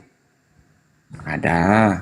Nah, ketika Paulus mengaku bertemu dengan Yesus di padang gurun, perintah Yesusnya percaya atau jangan percaya? Yang mana dulu? Yang dikatakan Yesus itu ada macam apa kau ini kawan? Bagaimana percaya tidak apa yang dikatakan, buktinya enggak ada. Sesuai dengan faktanya. Yesus mengatakan apabila ada orang yang kadang-kadang Yesus berkata, apabila ada orang yang berkata ada Mesias di sini, jangan kamu percaya. Sakitnya hati ini, tapi Bang Suma benar. Perihnya hati ini, tapi tertulis di bibir. Enggak, ini ada yang ada legalitas, tapi legalitasnya ini iblis. 2 Korintus 11:14. Hal itu tidak usah, susah kali woi. Tidak usah mengherankan sebab iblis pun menyamar sebagai malaikat terang. Nah, di situ kalau kita buka original teksnya, teman-teman. Kalau buka original teksnya itu pos itu artinya terang atau cahaya. Cahaya. Udahlah, sudah terkunci. Ibrani 9 nomor 26 udah terkunci. Tetapi sekarang ia hanya satu kali saja menyatakan dirinya pada zaman akhir untuk menghapuskan dosa oleh korbannya. Oh, mama susahnya jadi oten, maju ditabok Bible, mundur ditabok Bible, baring duduk lari berjalan santai pun ditabok Bible. Salah satu cara hanya kabur dari diskusi ini, masuk ke dalam hutan jadi monyet. Lanjut. Aku baru lihat loh Kanda itu tadi di apa Ibrani itu sekali Oh, aja. Mama. Aduh, Oh, Mama. Makasih ilmunya. Mama. Makasih ilmunya. Kita punya guru. Kita juga berguru. Lanjut Meki. Iya, 3:30 Mak. Dikit lagi.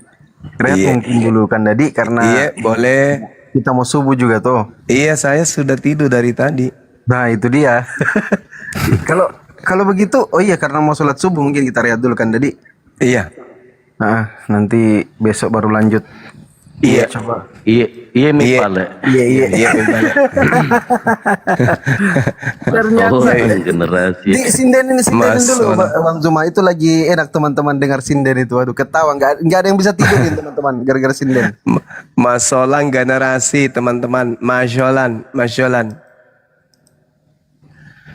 Sebab jika demikian ia harus berulang-ulang menderita sejak dunia ini dijadikan.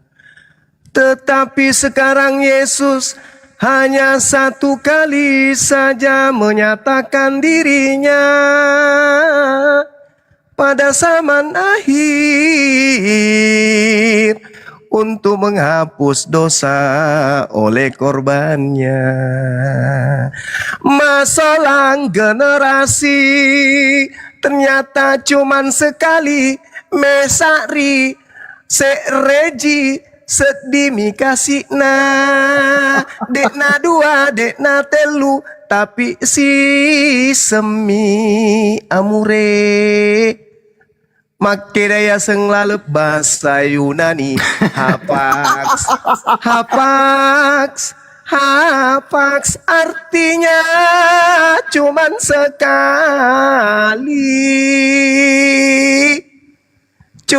sekali saja senggol dong. Begitu nih barangkali capek Iya. Maki. Iya. Maki tidur. Lanjut kembali nanti. Terima kasih ya. Cakar di Indonesia. Sakit perut kita. Astagfirullah. Ako ni kapang masolang masuk tayo mapudi ulun na. Nasaba mega kasi toko boleh di gereja mendengar tongi menyimak tongi mapudi kasi ulun na sedingi awe kasi pura-pura di bangsu ma ajak lalu mutalanjangi ki kasi emanya ki melok mopi kasi manre nasaba aku mualap mana nih tahu deh nato manre Capui perpuluhan. capui perpuluhan Kodong. Kodong. Maki kodong mangsuma. Ammo trek maki kodong. Habis cipru ngaseng sinampe. Saya pendeta iya. Nami doe nala busumi napakama bangsuma tena ujama alam pari gereja nih. Oh kodong. Oh mama ama kodong. Bakmi kodong lame-lame. Nak-anak pendeta. Aku baca. Nak-anak pendeta sia-sia ki edis kusuruh. Ada Banjuma. Apa na selesai. Muncul miseng Ibrani 9 nomor 26. Di dalam doaku berkata, bisakah itu Bibel ditarik aja dari peredaran supaya Bang Suma tidak pelajari. Nasaba ako napak gurui Bang Suma capu manengi matut tawede kamase. Caput ni matu tau kapere mantaji seleman nengi amure dek nagagalo mak baju batik lo gerejai tapi mak baju koko manen ni lo masih gie ambot na indok na pea mapea pea. Ya, oke, saya kira cukup teman-teman sekalian sebagai lantunan untuk menyegarkan akal kita. Kita bersyukur sebagai seorang muslim yang menerima hidayah dan mendapatkan kemudian kebenaran di dalam beragama. Panduan kita adalah Al-Quran. Ketika datang seorang nabi yang sakti mandraguna, bisa membangkitkan orang mati, lumpur pun dijadikan burung dan bisa hidup dengan izin Allah. Kita dudukkan perkara itu dengan kaidah iman yang betul. Inni Abdullah ataniyal kitab wa ja'alani nabiyan. Sehebat apapun aku, sesakti apapun aku, sejauh apapun kelakuan, perbuatan, mukjizat, tindakan, pekerjaan yang aku lakukan, aku sesungguhnya hanyalah hamba Allah. Aku bukanlah Allah. Aku hanya abdi Allah, dan aku hanya diberi ketetapan-ketetapan oleh Allah, dan aku menjadi seorang nabi bagi Bani Israel. Saya kira begitu, sahabat-sahabat sekalian. Mudah-mudahan apa yang menjadi materi pada subuh hari ini kita bisa jadikan sebagai pelajaran bagi kita, untuk anak-anak kita, untuk menjauhkan diri kita dari gerakan-gerakan pemurtadan yang dilakukan oleh orang-orang yang ada di tengah-tengah kita, di sekeliling kita, yang kita tidak sadari maupun kita sadari, yang datang dengan terang-terangan atau sembunyi-sembunyi, yang ingin kemudian agar jiwa dan iman anak kita tergadai kepada agama atau keyakinan yang tidak sesuai dengan ajaran para nabi.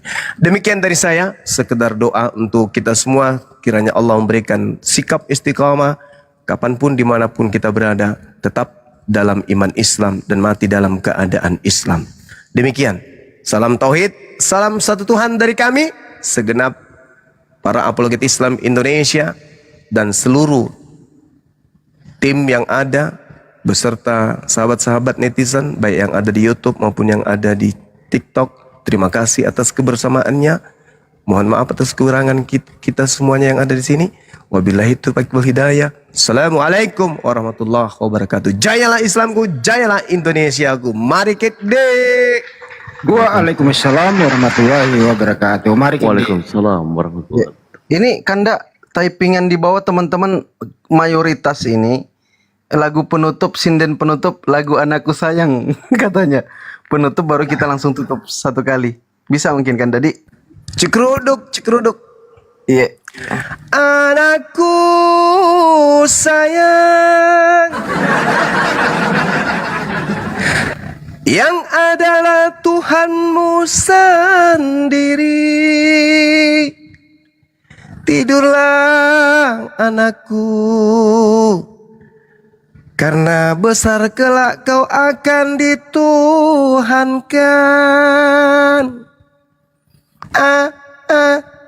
Anakku sayang, yang adalah buah janinku sendiri, yang kau tuhankan, yang kau bunuh dan yang kau kutuk, lalu kau sembah kopla. Oke, demikian. Terima kasih. Tiap Kanda. Oke, teman-teman. Aduh, kok jadi sedih lagu itu Kanda ya? Jadi sedih sekarang. Oke, Bang Andi, Kang Dito, kita rehat ya. Kang Dito, Bang Andi. Kada memang ipo imang ngasulara kamatindro. Ditutup dulu Bang Andi YouTube-nya sama YouTube-nya. Sudah barusan. Oke, siap. Kang Dito, ayo tutup komal kafaratul majelis yuk.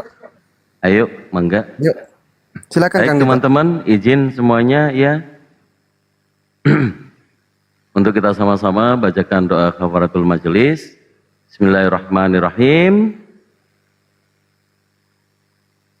Subhanakallahumma wa bihamdika asyhadu an la ilaha illa anta astaghfiruka wa atubu ilaik. Assalamualaikum warahmatullahi wabarakatuh. Waalaikumsalam warahmatullahi wabarakatuh. Yang mau cek tadi Ibrani berapa, nanti langsung buka YouTube Bang Zuma aja ya teman-teman ya. Sekaligus di subscribe. 926. Iya, Ibrani. Tapi dibuka YouTube-nya aja baru dicek biar lebih enak dengarnya dengan sindennya ya teman-teman ya. Oke, kita tutup.